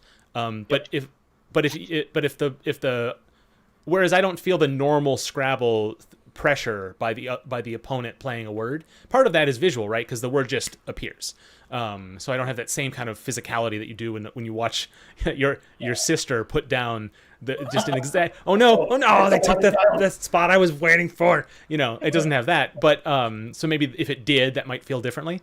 But I think it could be really good, and then you'd give the opponent the ability to destroy words, which could then undo things. Like maybe when you place down a defense, like if they knock the defense away, it has a consequence, or it could be really ripe with lots of different things. Maybe not as many things as say Fingeance augments, but many things. Oh, okay. Yeah, part of the joy of me working on this is that it is not that level of complexity. It's going to be a lot more durable than that game. Okay, are you ready for what I think is your next word? Oh, sorry. The screen will disappear for you shortly. Oh, I had a really good one. I'm very disappointed. Oh, I'm so sorry. What was it? It was or. O-R-R. O-R-R. O-R-R. Yes, and or. O-R-E. Oh, doubling up. Very nice. Very nice. Is O-R-R a word? I am pretending like it is. Hold on. We never have to learn. We can just say that it was. Dale's looking it up. I'm looking it up.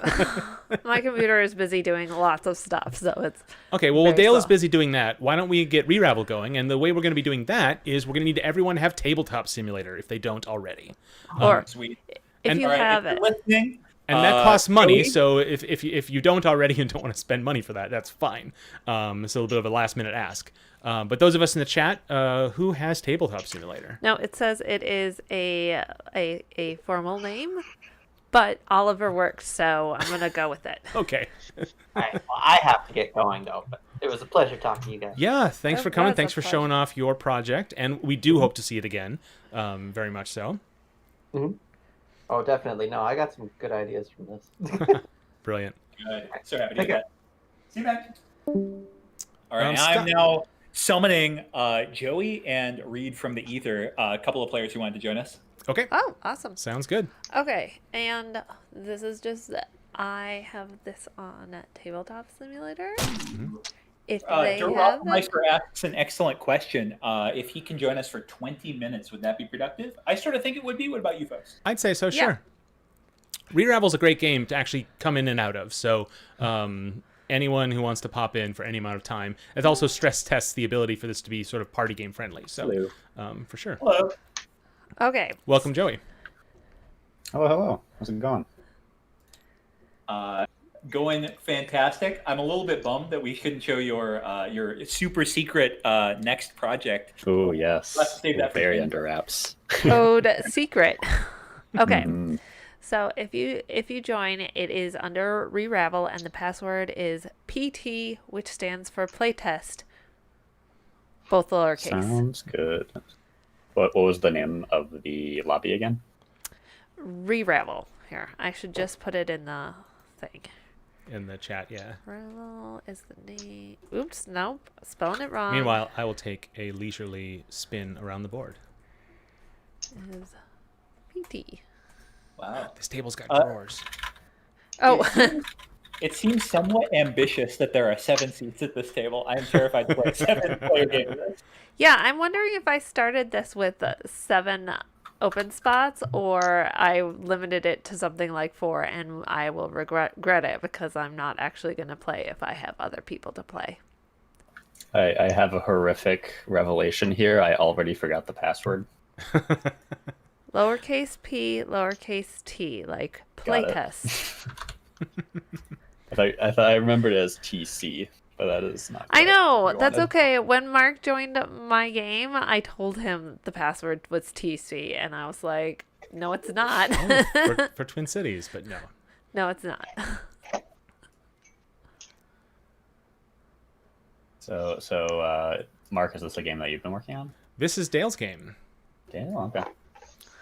It does have some history. For our podcast, Nice Games Club, we occasionally do game jam episodes where we are given a prompt and we come up with a game in an hour. Sometimes that's a sort of a paper prototype for a digital game. Sometimes it's a card game or board game.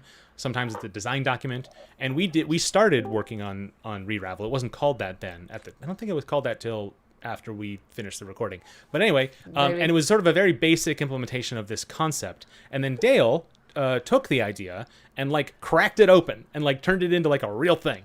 And so Dale has taken sort of ownership and has worked on the design since, and has basically turned it into like what was sort of like kind of an idea into a real proper incredible game, very fun to play. We'll get, once we get into it, we can sort of explain how it works. We don't have Lane, you're not here yet. Yeah, that's because I hit connect. I entered my little password, got it right on the first try, hit OK, and then failed to connect. Full. Is it because I put a limit of 4 people on here accidentally? Did Yeah, you but- perhaps? Possibly. But- Should But I I will kick say- everybody out and then make the password different? It's totally fine. I can just hang out in the chat here. 4 is a Okay. good number for this game. 4 is pretty good for in terms of who has a deck of or hand of Yeah. cards. People and everyone else in the room or at the table can play along. Yeah, why don't I be the last one, and Lane, you can shout to me, and everybody in the chat can chat to me about what we Sure. want to do. Okay, so this is a backward storytelling game. So I call it improv light because you don't actually have to improv anything. You don't have to act, but you do have to help make a story. So, Mark, you have a better introduction for this. I'm so bad at this when it's my own thing. Sure. So, Re-ravel works by telling a story from back to front.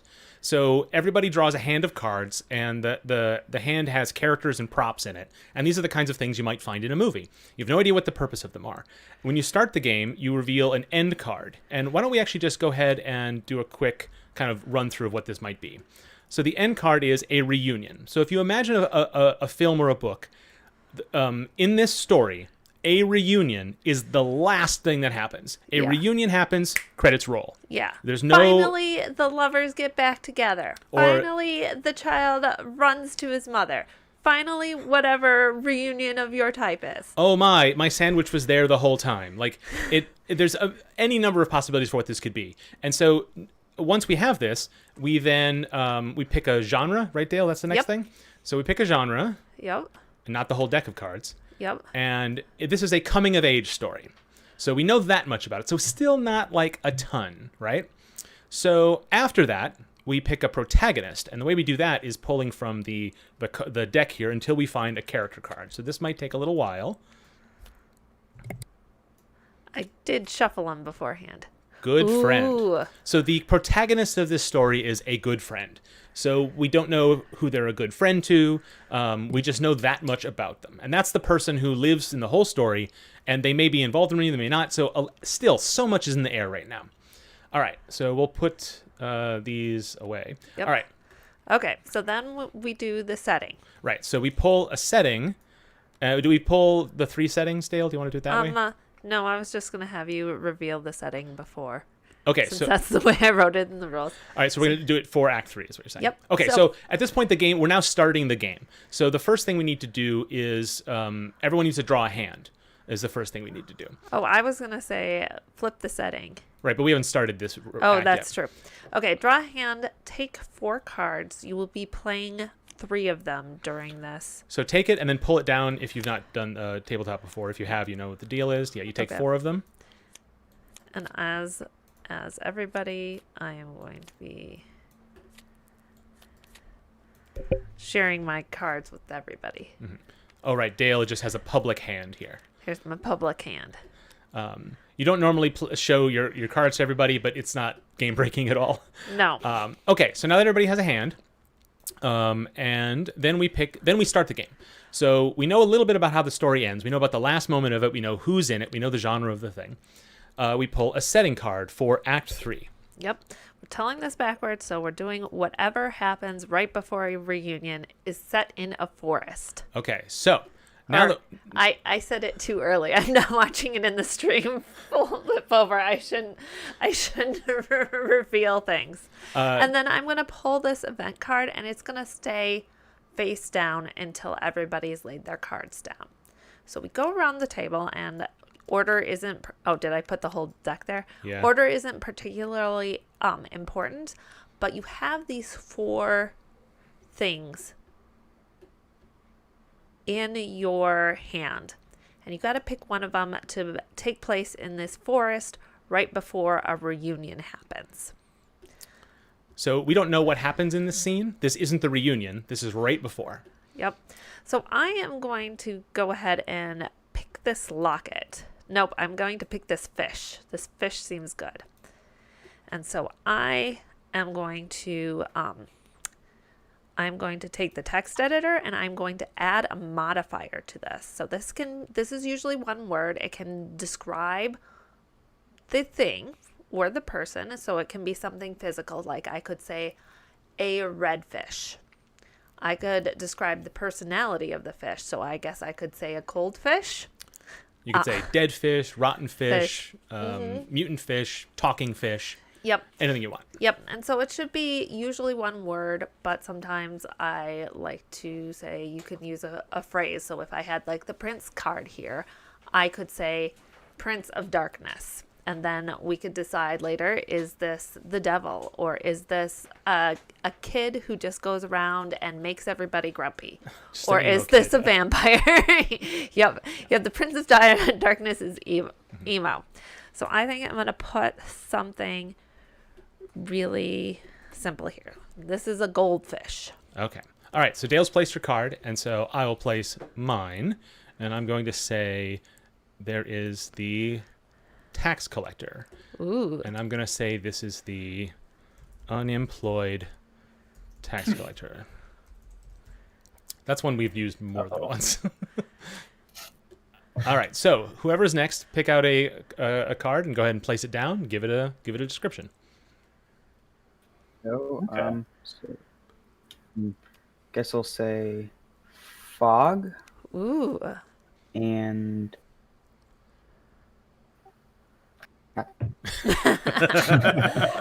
That's some fog. A thick fog. Okay.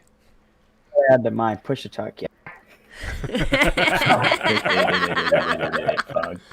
Classic. One of the strategies of this game, and this really depends on the people at the table, is to like choose the wackiest things possible, but sometimes the most that also constrains you for later. So having a real like solid adjective that's kind of like seems boring might be a really good play for later creativity. So there's no wrong way to do it, is kind of the point. And Yeah, when I'm people of curious to different see. styles play together, it can be, hopefully it won't lead to conflict, it will lead to like complexity. Yeah, so far there's a lot going on in this forest right now. I'm curious to see what's Yeah. what the deal is with this. I will play a let's see if I can get the text. And the here. I will magician was play there. A dark magician. I'm pretty sure that's a Yu-Gi-Oh card. Ooh. Okay. Okay, Mark, will you flip the event card and then keep quiet for 3 seconds while everybody's stream catches up? Well, the stream people watching the stream will see this in sync. So Oh, will they? yes, they will. So it is the picnic. Ooh. So this final scene is the picnic. So what happens now is we decide, what is this scene? We don't know anything about the beginning of the movie, but we do know that it ends in a reunion, that a good friend is the protagonist, a tax collector and a magician are also in this scene. There's a thick fog and a goldfish, and at the picnic in the forest. So, what up? So I like to start with things where I say, what if the magician is part of the reunion with our protagonist, the good friend, and they get transported into the forest for some reason. So That's make where the they have their picnic. So the good friend is the magician's assistant. Could be. But we do have to make it. We are supposed to make it a coming of age story. We don't have to. Oh, that's right. Well, it could I certainly am be. debatably playing or not playing here, so feel free to boot me out. But like, what if the reunion is one of the it's a reunion between the person and his friend who is transformed into a fish, and somehow they get the dark magician to transform them back. Oh. Oh. Okay, so the story is the fish is being carried through this story by the friend, and it's a coming of age story because it's like the summer before college, and they're trying to get the magician to, at the climax of this film, like, please turn my goldfish friend back. Like, he's sorry he was rude at the carnival. Please turn him back. What Yeah. Into a human boy. You Yeah, guys have and he very has different to- high school experiences than me, I think. And you have to carry the fish around in one of those plastic bags filled with water or an actual goldfish bowl. Yeah. I'm just wondering what the unemployed tax collector would be doing here at this picnic. I wonder if We have to if we have to there's find also no something for them. reunion, right? I mean, So- it could be a parent. Oh, a Right, parent of the The tax collector part doesn't have to be the important thing. They Oh, just gotcha. happen to be unemployed tax collector. I don't know why we stopped having taxes, or I guess, everybody well, started who knows playing. what happened in Act 2, right? Yeah, Or it's- maybe the setting for this is like the ANCAP apocalypse where there are no taxes. Maybe it's it's like a Goonies scenario where the tax collector is the parent, and the goldfish kid has the evidence required to make things right for the family. Like they got fired for some mischievous taxes tax poorly. collecting. Oh, because because this is a bit of a comedy now, as they tend to be with goldfishes and magicians. But like, let's say the tax collector got fired because they're under suspicion for like killing or kidnapping this kid, but everybody knows that because they saw it at some point early in the film that they just got turned into a fish, and it's just like, and so once we bring the kid back, it will clear his name and he'll get his job back. Yeah. Okay, so the tax collector was fired for suspicion of kidnapping. Yeah, which is pretty dark. I realize as I say it. Yeah, I don't know how comedic that would be. We have to use the tools in front of us. So That's true. So just to get it clear, the tax collector is somebody who they think they kidnapped him because the person that he quote unquote kidnapped was turned into a fish. Yeah. Or yeah. they found out he was claiming the kid as a dependent when he really wasn't.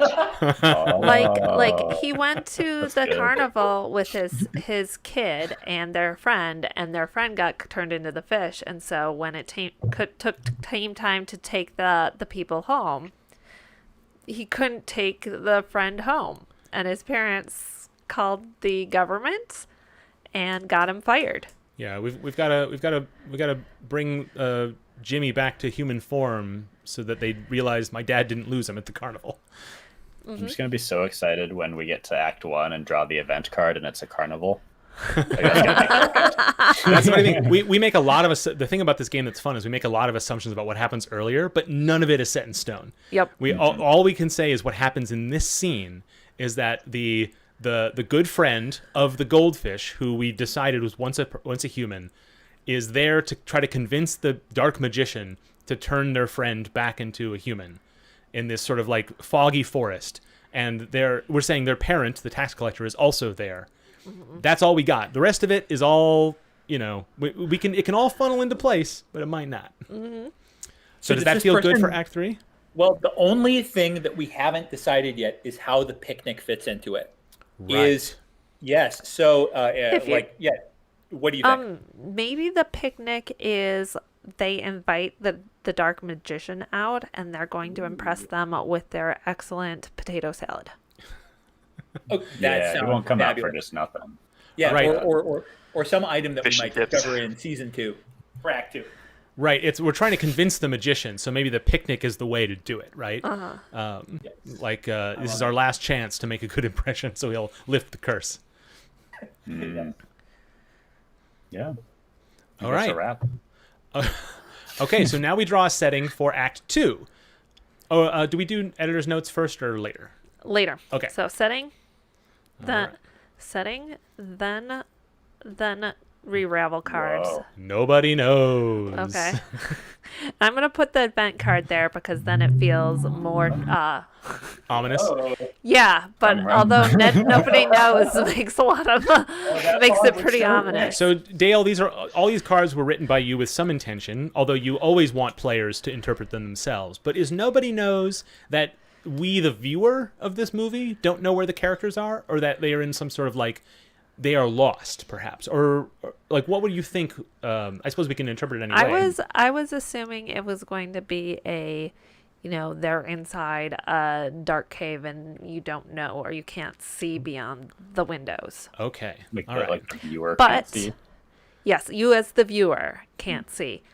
They might know where they are. They might not know where they are. They might be lost. They might be in that part of the map that says dragons be here. And here's one of the things about Re-ravel is that when we say nobody knows, we cannot in this scene reveal what the setting is. We can only use what we have in front of us. So there are certain gaps we can fill in, but in the terms of setting, we can't. This cannot take place anywhere else, but nobody knows. The scene has to end there as well. So that's going to be tricky. All right, so Dale went first in the last round, so I will go first this round. And I will say, I will put down sweatpants.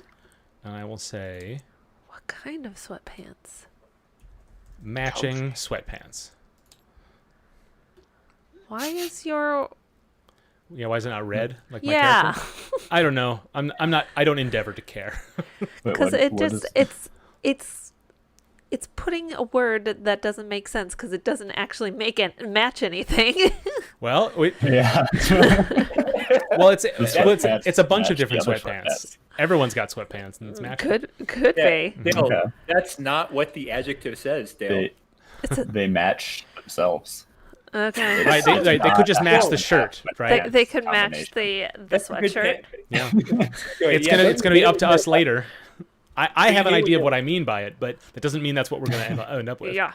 Okay. Who's next? I'm gonna go with could go. green. Okay. Yeah, read. Curtains. Ooh. Curtains. Oh, that's what's a nice and match. It's curtains for you, Wabbit.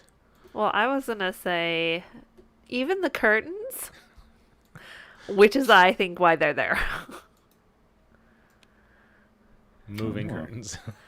Oh, okay. Ooh, creepy. Cool. Is it a ghost, or do they have a little motor in them?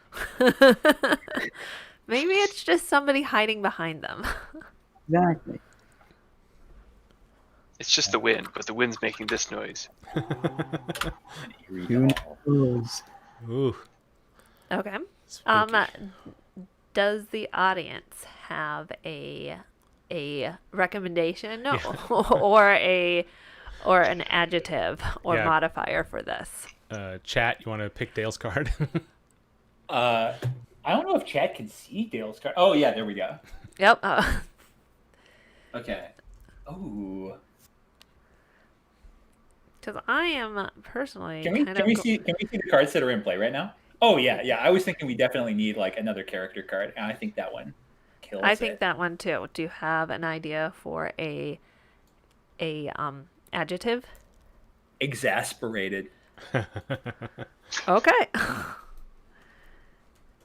Question for you on the discussion sections, because I feel like as we lay cards down and as we're thinking about what cards to play and doing it in turn, I wonder, is the intention that we are discussing the cards as they're being put down, or do you kind of intend for everyone to shut up until we have all the cards down and then discussion starts? I'm gonna go with usually you don't want to discuss too much, or because you're putting ideas on the metaphorical as a literal table, and the editor's note and the event may change a lot of things.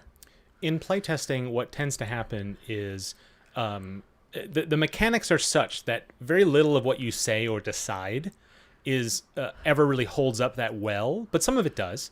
So a lot of the discussion we have, and we've done it here, a lot of the discussion we have when we place cards is like low risk, right? So you can kind of say you can kind of be like, oh, wouldn't it be cool if this were that? But the rules are such that you kind of can't be attached to that idea yet. I imagine some players, if some groups get together, they might invoke a house rule of just ooh, okay, that'll be fun later, you know what I mean, and not actually say anything. But I also think it's perfectly fine for you to kind of start spinning your wheels, as long as, because I think the game lets you know that it's hard. You can't put your stake in the ground just yet. That's my supposition. I'm not sure if that's 100% correct, but it's how it feels to me. Okay, Mark, I'm going to suggest that you draw the editor's note now. Okay, and so this will be an extra set of directions, usually, from our editors. Yeah, so Act 1 and Act 2 get a special little wrinkle of the editor's note here. And these are just weird rules Dale come up with. And this one is, I like it. I like the story so far. The editor has no suggestions. So we've escaped. So, some of these, we may not, because there's a bunch of these, do nothing cards in here. Some of these, Dale, you can, if there's some examples you want to cite, but some of them are kind of interesting. I mean, I do things like say, we're firing an actor. now you have to pick somebody because we've had budget cuts that's not going to appear in this scene or any scenes that happen chronologically before this. Yeah, so it changes what's on the board. Sometimes you have to switch a setting, and sometimes it will change what scenes you've already decided will do. But I think it's like half the cards are these you've been spared any. Yes, Yeah. I did want to make everything not super hard and have a glimmer of hope that nothing crazy is in that editor's note. Okay, so we've escaped additional wrinkle, but of course we've got the big one for this scene, the event, the breakup. Oh, Okay. Perfect. All right. So we've established no romantic relationship at the end of the film, and so we can have one that appears here, and then we can assume it carries on. But we cannot change what we've already decided. So we can't say that, oh no, now the fish, the friend, and the main character it's now a romance, because we've sort of we've decided that they're like best friends. For sure. Now, is this necessarily a romantic breakup? Like, could the breakup be him being like taken away from his friend because the friend becomes a fish? Yeah, this could be the second act action sequence where the fish in its bowl goes rolling down Fifth Avenue and they're all running after it. Like, oh no! You know, and it's like a Rube Goldberg kind of thing. And you could call that the breakup. There's no, no judge is going to come in and the editor already likes it. So yeah. We just can't say it's Fifth Avenue because nobody knows. Because that's right, nobody knows where we are. Okay, so I love that the editor loves this when every piece feels like it's going to be so hard to finish. Yeah. So both the moving curtains and the eerie doll imply some sort of like horror situation. Yeah. And the exasperated cleric who had trouble with the exorcism. Yeah. Yes. Oh, that's the breakup. The evil spirit from its host. Well, I was doll? My demon girlfriend is being taken from me.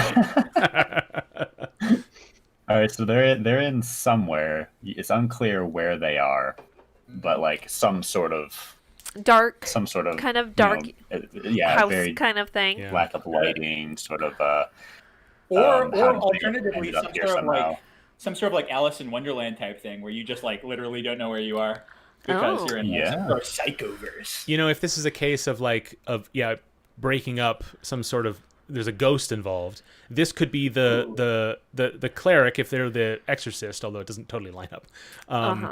The scene starts and we are transported to nobody knows where the breakup happens, where we defeat the spirit, so that we can then later prove to the magician that the curse should be lifted. Oh, maybe there's a spirit in the doll. And we're uncursing. Yeah. Okay. Just to prove how worthy we are. Mm-hmm.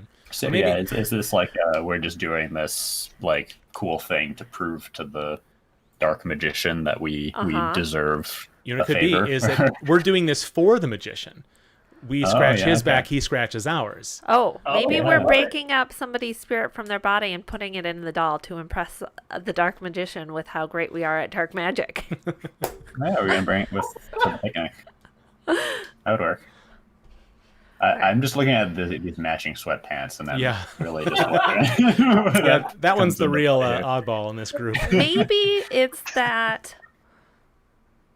It's like one of those gang challenges, only gang challenge for dark magicianship, where you have to commit some sort of crime for somebody for doing something really stupid, or for something really stupid, like the don't flash your headlights to tell somebody else to turn on their headlights because they're gonna come and chase you down and shoot you. Same thing, only they selected this person because they were wearing matching sweatpants that matched their sweatshirt. There's a lot of moving parts to that. Yes. Okay, somebody propose something else, please. I got. No, it's elaborate. I love it. We don't like that. they visit the retired cleric's house, and he's of course like fallen into a drunken stupor, or like for many years his life has fallen apart, and when they meet him, all he's wearing is matching sweatshirt and sweatpants. Right, that's the sign of his exasperation. Yes. Yeah, he's not wearing his cleric's robes. He's not as attentive and dutiful as he once was. Now he's just, putting on whatever's easiest. Okay. Yep. Just everybody in quarantine. Mm-hmm. Okay. Rumpled hair. The magician and I used to travel all over the country, impressing people and curing them of dark ills. And now we're estranged. If only there was some brave young but growing up heroes who could do something for me that would repair my relationship with the magician. So he opens the door. Hello. No, nothing's gonna pull me back in. But I have one word to tell you. Melvin Giroth the Great. Oh God. Okay. But see now fine. I'll do one more job. Our cleric can now come with us to the third scene because we never said that there wasn't also a cleric there, so it can give more depth to the sort of like pitch we're making to the magician, right? I see. So maybe we have him exercise the doll at the picnic. Yeah, we're bucking up the cleric. Like you can still do it.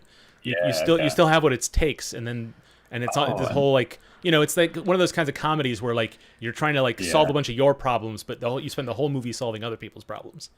Maybe we're like trying to convince the cleric that they have psychic powers or something. And we're like moving the curtains. And it's like a whole ruse. I do like that. Like magic is real, but this magic is not. Selectively. It's okay. The cleric's a little drunk, so he doesn't catch on. Yeah, that works. So I'm writing down. What is the breakup again? Is that we had something there and then we kind of lost it. Like okay.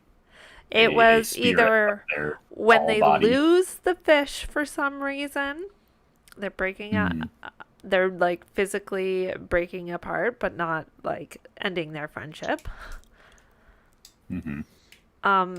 I was also gonna say maybe at the end of this scene, the cleric, or they fire the cleric, or maybe it's a scene where they go to get some help and they knock on a door and it's all dark, so you don't know what door it is. And then they come in, and then it's the cleric who answers the door, and he's a little drunk and he's a little grumpy, and that he tells the story of how him and Malvar the Great used to be friends. Right. So and he tells the story of their breakup. And it's a flashback, and he says, and after that, I had no magical powers, and they were like, we need your help. We need to get, either you or we need to trap Malvar in order to turn my fish friend into a regular friend. Only you two combined. If we repair your friendship, then you have the power to save our friend. Yep, and so then they hide behind some curtains. Or like the kid hides behind some curtains in order to make them move and be like, ooh, you have things. And then they're like, look at this creepy doll. Dad, if we're just going to fool him, then if he's not really magic, then he can't help us. Son, we have to make him believe he has the power, and then he'll have it. Yeah. All you have to do is believe. Okay. So we hear. How the Eerie doll fits in? I was not very clear in my story. Somebody else. I think what we're trying to do is our characters are trying to convince the cleric they still have powers, and the doll is a prop in that charade. Okay. So he's like, I like all my powers have lost me. I don't even believe in anything anymore. I can't even exercise that damn doll. and so as they convince him that he has the power with the moving curtains, they like fake some seance or something. He's like, yes, I can do it. And then he goes and does it and exercises the doll. And that's how the doll fits in. I like it. And and So nobody it's knows somewhat... could either be the sort of like the charade location, or it could just be the fact that in the middle of this movie we end up at this guy's house and we have no idea where it is. Like it's something that a film critic notes. It's like, they made a big deal in this movie about how like they lost their car, and then they're like at this guy's house in the middle of nowhere. What the hell? Where is that? Like, how'd they get there? So that we can, and it could be a postmodern comment. Cleric apartment complex or something. Yeah, exactly. Wait, who stole all the event cards? It was an accident. Was it? What's it? Okay, well, I'm Oh, gonna take. Oops. No, I'm gonna take this one and place it here, so we know that that's going to be the event for the inciting incident, and then everybody lay down your final cards. Well, first we do the setting. Oh yeah, we do the setting. Sorry, So first we do I was this- very excited about my final card. All right. Act 1. So this can take, there can be any amount of time between Act 1 and Act 2. We don't have to tell every scene in the story. But this is where the movie starts. In a library. And now everybody pick their last card. I went first last time. So, Fex, you are next up. Guys, if it isn't too inconvenient, I think I gotta skedaddle now. Okay. But Yeah, no if worries. I can just leave a bit of feedback here. I really like the kind of group storytelling games when they get it right. And I not that I've played that many of them, but I think the just like amount of constraints and stuff happening that is going on here, really more than I expected is gets the creative juices flowing. And like we already have a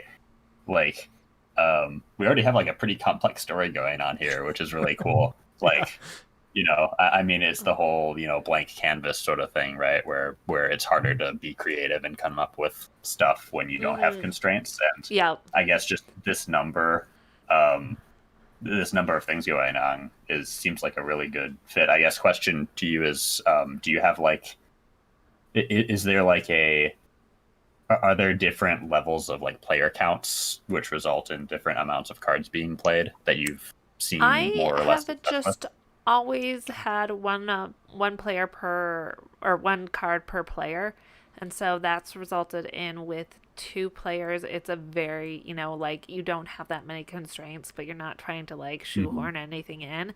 And I've played with as many as 5, and then that just gets to be a really crazy story. Yeah, I could imagine. But I do enjoy like the fact Sorry. that everybody gets to like play their own card and make their own modifier for that card, like scattered broken glass over there.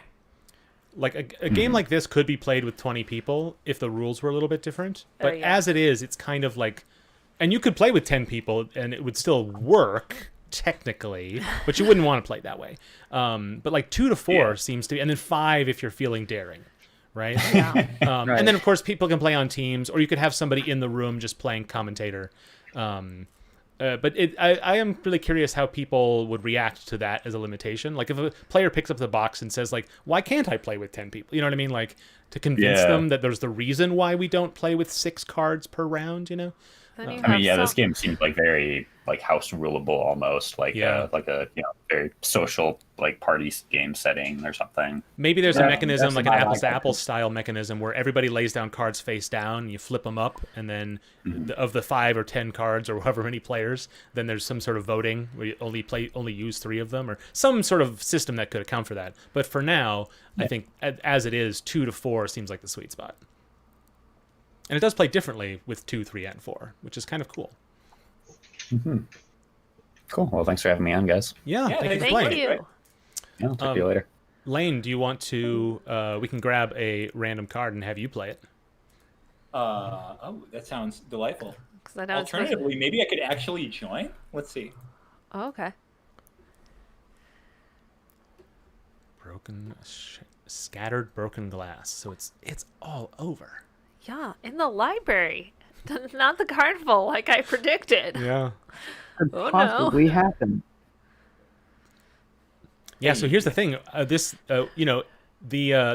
friend who's a fish. They could have been a fish from the first scene.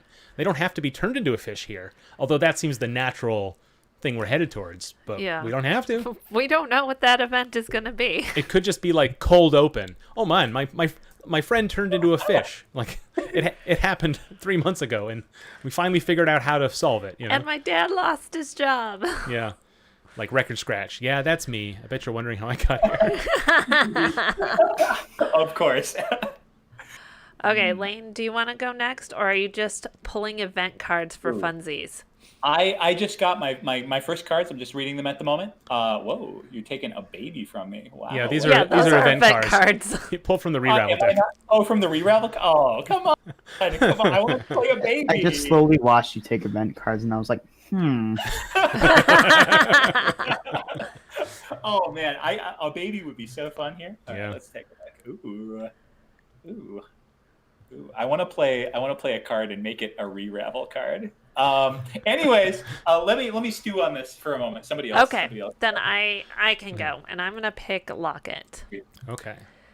That's an interesting question about like it's sort of it's arbitrary and immaterial to a degree, but turn order is something that can like keep the peace in a game that can very easily be chaotic.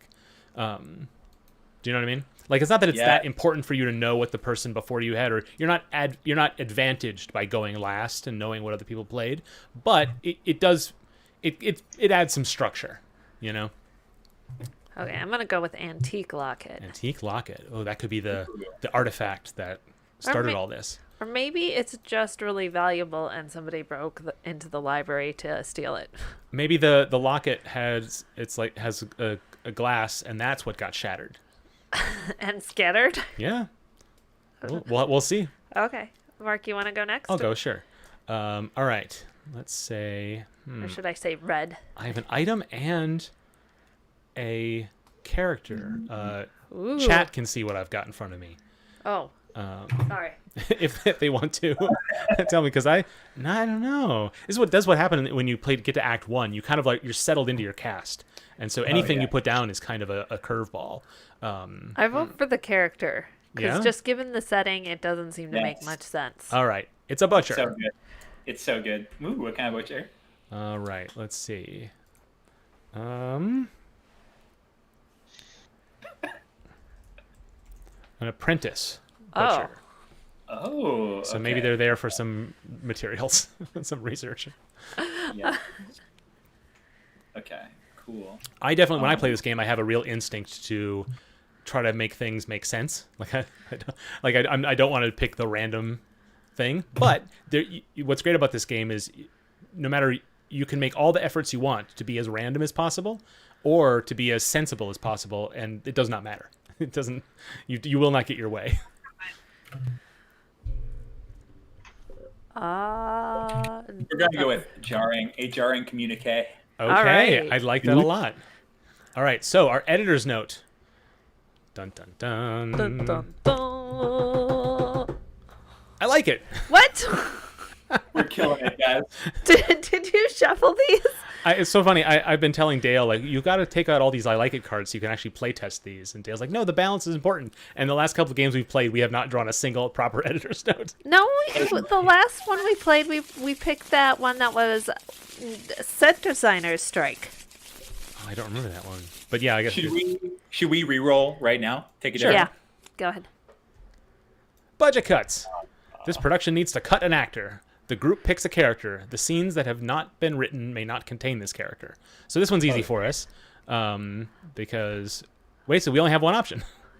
Well, okay. So this tax collector thing is not super worked into the story. Is this the same as our main character, as our protagonist? Oh, okay. No, that was the parent of our protagonist. Right. I feel like this is easy to cut too. So I feel like we've got two options. So Yeah. Dale, the question is does this apply to the whole game as told already, or does it, like, if there were no characters in here, we'd be forced to pick one from later in the story?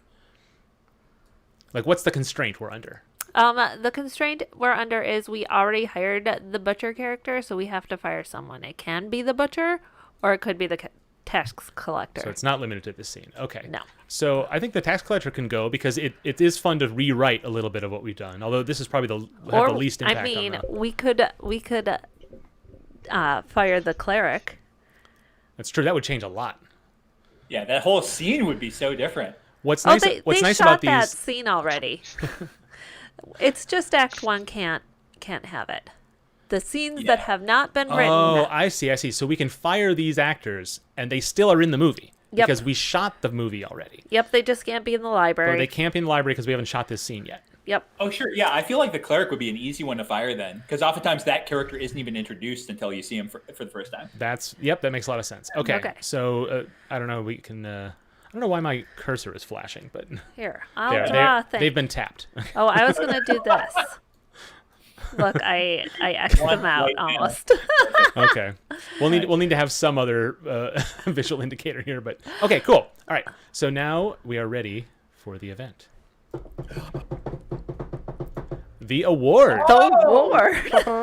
Whoa! Wow. Okay, so the award at the library. Uh-huh. There's a locket, some broken glass, a butcher's apprentice, and a jarring communique, which could all be related to the award. And this is perhaps when our former human best friend, now fish, or later fish, is cursed to that. Maybe the magician is in this scene also.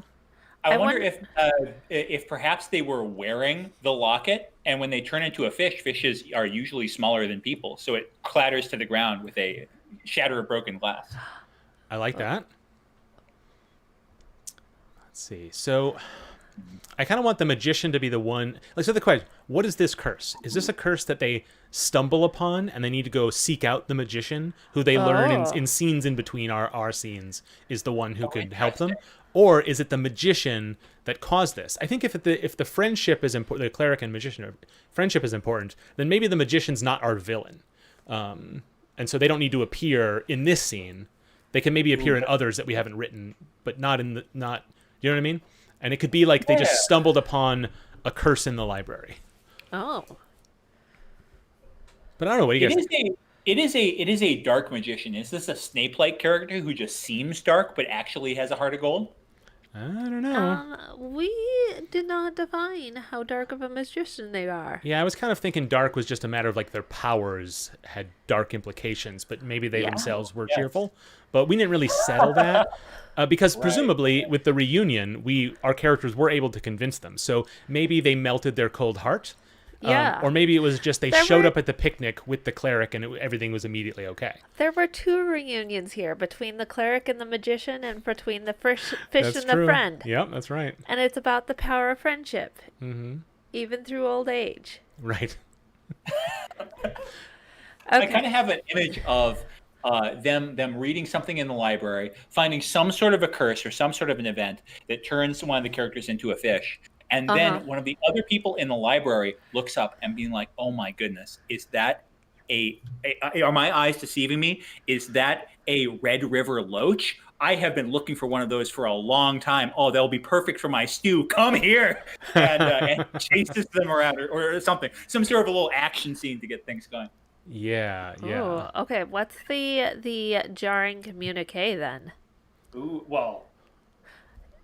Oh, I got it. Okay, so, man, you have to help me fill in some blanks here. But going off of what Lane was saying, so it's the butcher is the one who causes the problem, but it's an accident.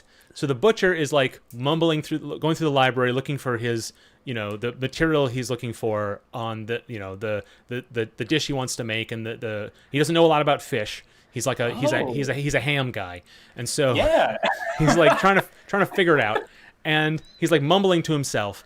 And our teenage or preteen heroes they're on a school assignment or something. They're there because they got an award for some school thing, and reading the most books or a science project. And they stumble upon this old locket inside the cover of a book. It's carved out of the book, and they're looking at this thing, and the book itself has a transcription, and they're sort of reading it, and it's about like the ability to turn into anything that you imagine.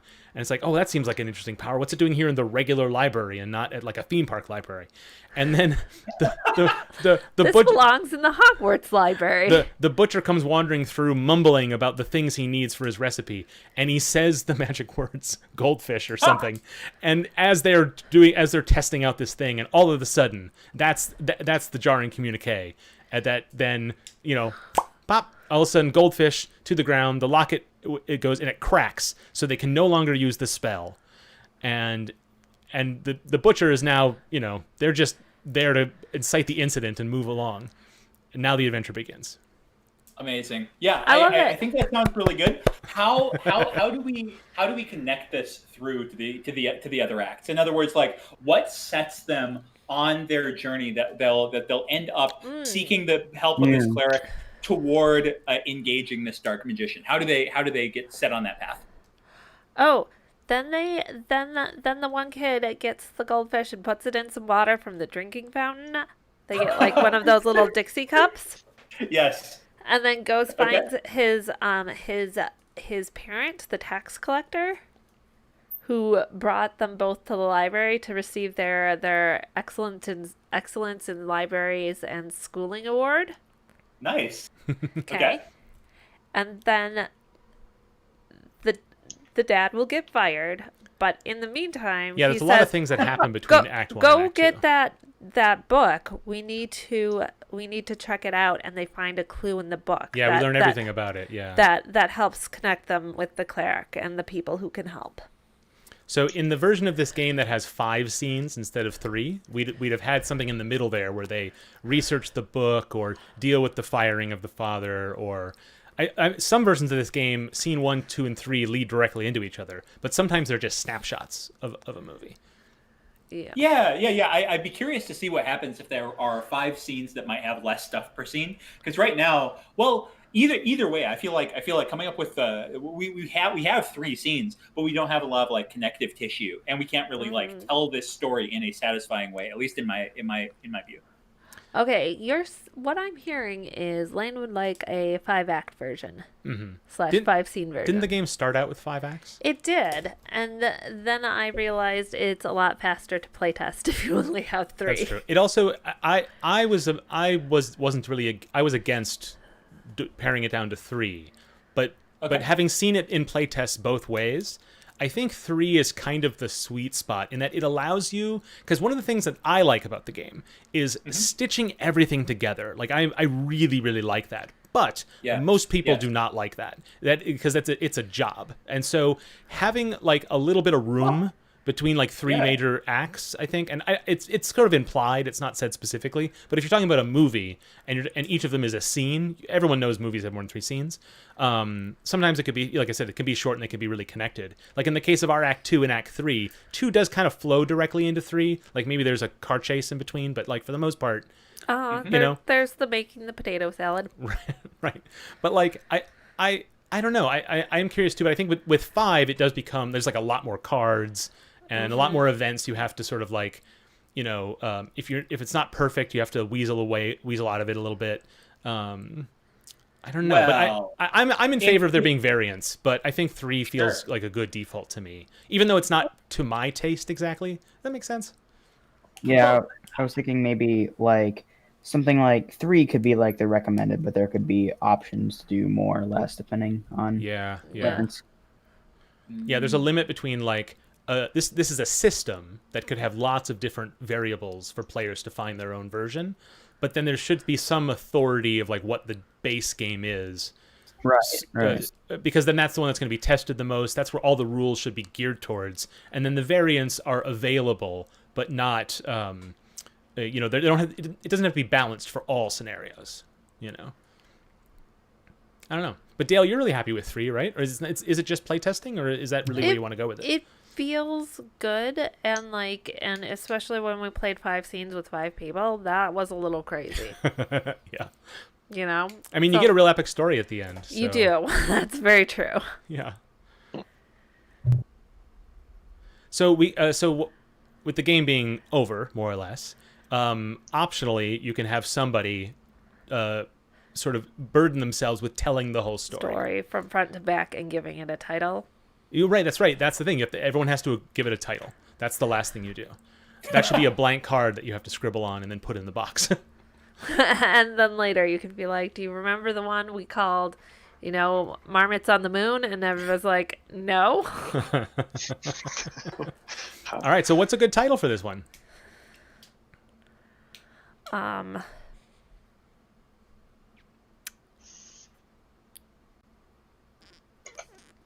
Okay, well, let me ask this again. What's a title for this one? Library Fish. Library Fish. That's the name they bring to the studio with. Like it's just a stand-in. We're gonna change it, and then it makes it to the poster.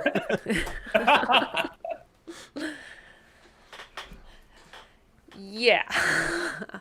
Or cursed locket, or don't open books with terrible titles. Like if the book is called "This Book Curses You," you probably should read it. I mean, it's sort of like depends on like the tone of it. Like, is this a wacky comedy, or is it more of like a young adult magical realism kind of thing? Because you could give it kind of like a non sequitur title, like you would call it The Locket, and it could just be, it's just that's the inciting incident that titles the movie, or it could be, much more about like the proper nouns around the magic that's involved. In which case it could be anything, because we didn't get specific about that. Yeah, where they say the magic words and they could be abraca something else. Abraca Sacagawea. Right. Yeah. What? My best friend the fish, Yeah, I like My Best Friend the fish. Okay, well, we have 5 minutes left before we scheduled sign off at 9. Does anybody want to take an attempt to walk through the whole story? If you forget any details, you get to decide what they were. That's very true. We'll roll with this. Yeah, I'm happy to. All right. Okay. So, Edward and Bernice are Oh, we're adding stuff. There were yes. Are dropped off by Edward's father, the tax collector at the library. His father, Jimothy, is in a terrible mood because he's just been fired. After the ANCAP apocalypse descended upon the world, there was no more place for tax collectors, so there just wasn't any more room for his kind. So Edward realized it would be on his shoulders to support the family. So him and Bernice go to the library to study so hard for their award. They discover there is a book in the library that has a little hollowed out recess, and instead of exciting booze, they find a boring locket.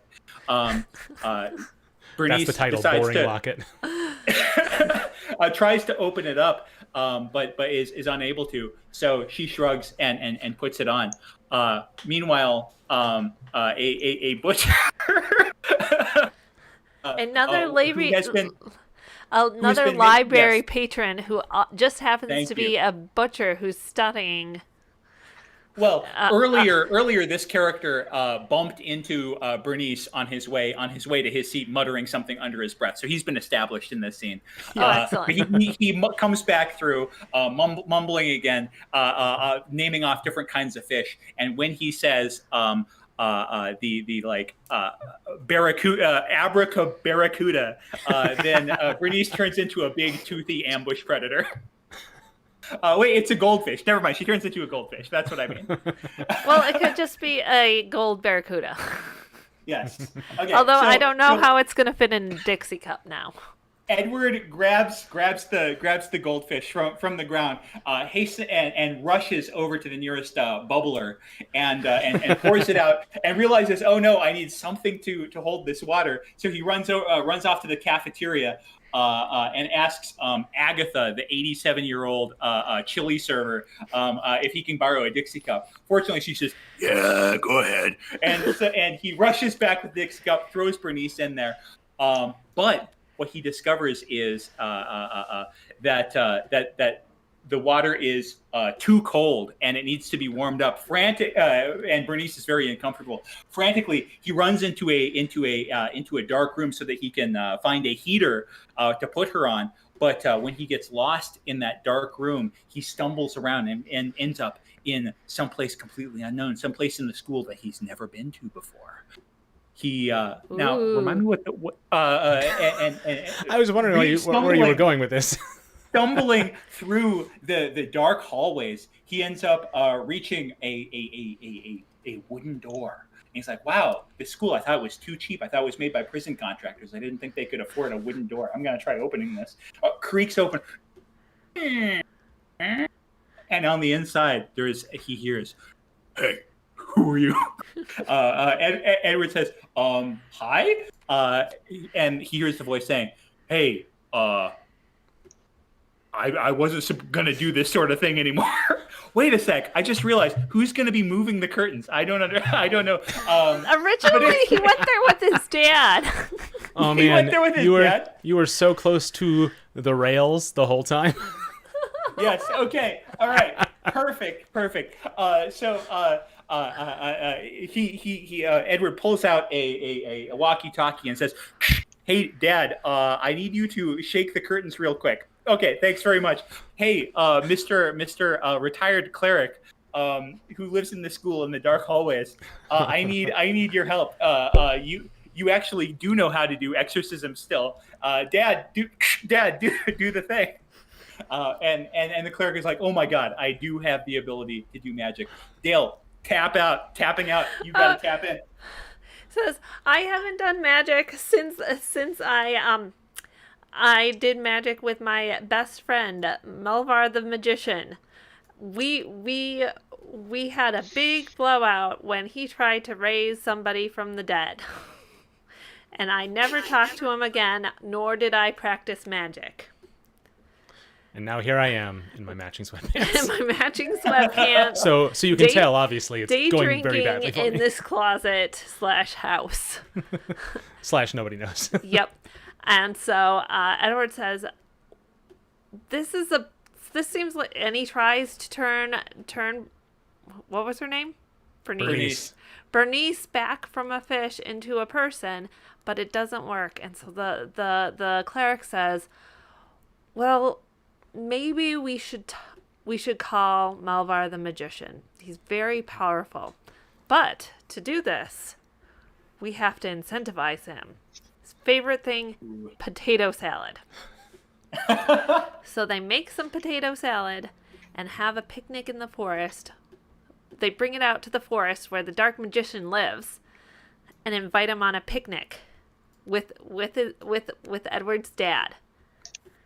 And they have to travel through some thick fog. And they go, and the dark magician and the cleric hold hands, and they cast a spell, and a thick fog streams into the forest. And when the fog lifts, boom, there's Bernice, and not a fish anymore, but she's still all wet from being in the water. Oh my God. Edward and Bernice hug. And the end. There's the reunion at the end. Guys, I'm gonna need a moment to collect myself here. The emotions are just going crazy right now. What a story. That was brilliant. And we're only 2 minutes long, so that was great. Okay.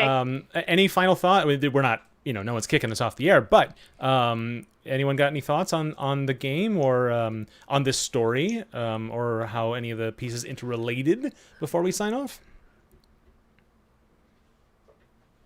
Ship it?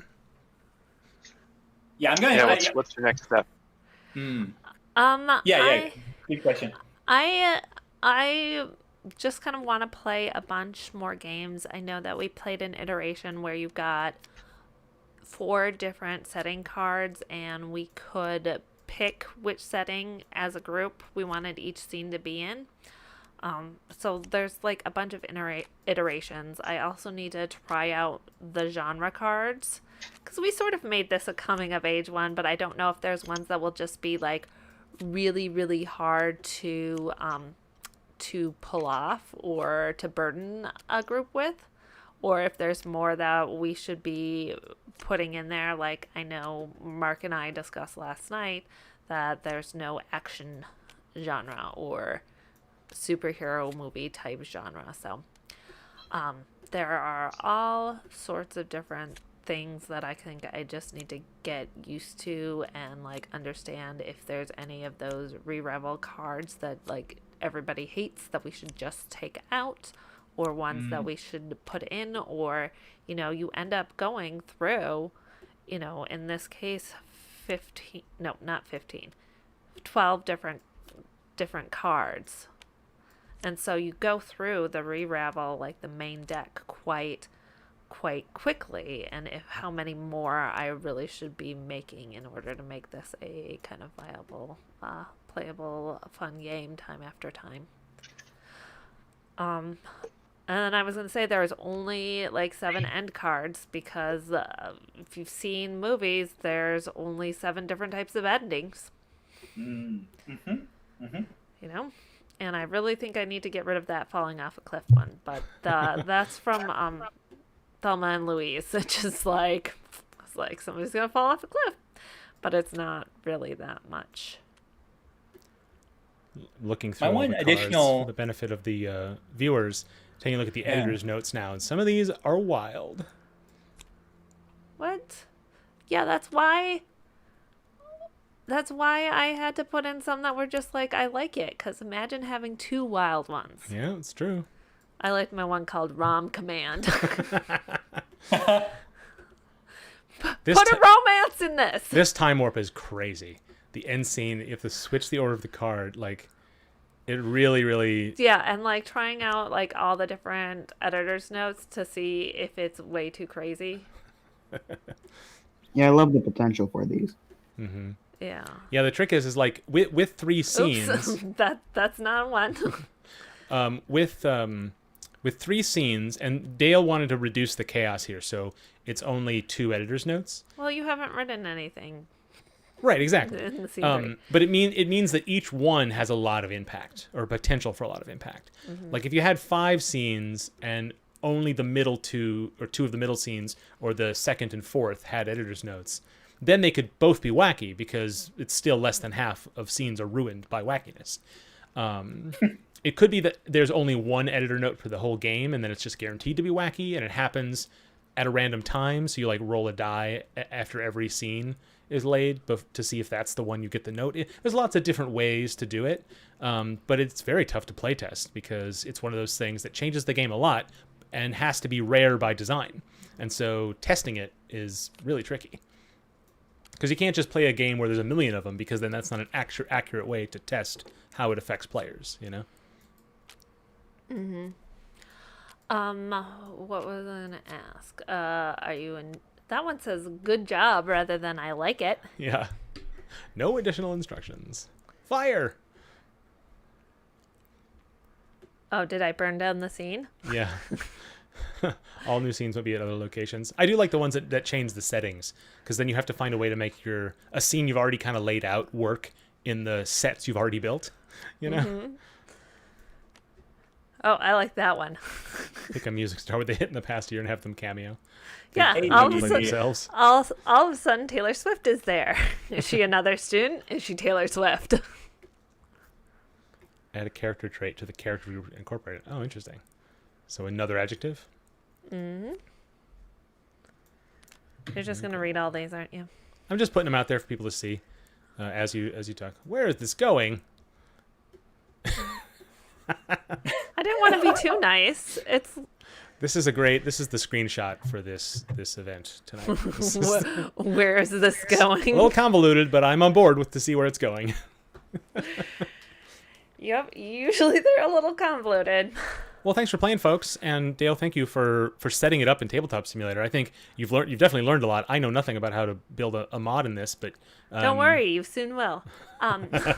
Do I get to say my famous sign-off line? Because let me tell you, it could not be more perfect, the one I picked out for tonight. All right. Well, unless Lane has a closing thought, you can say it, and then I'm shutting this stream down.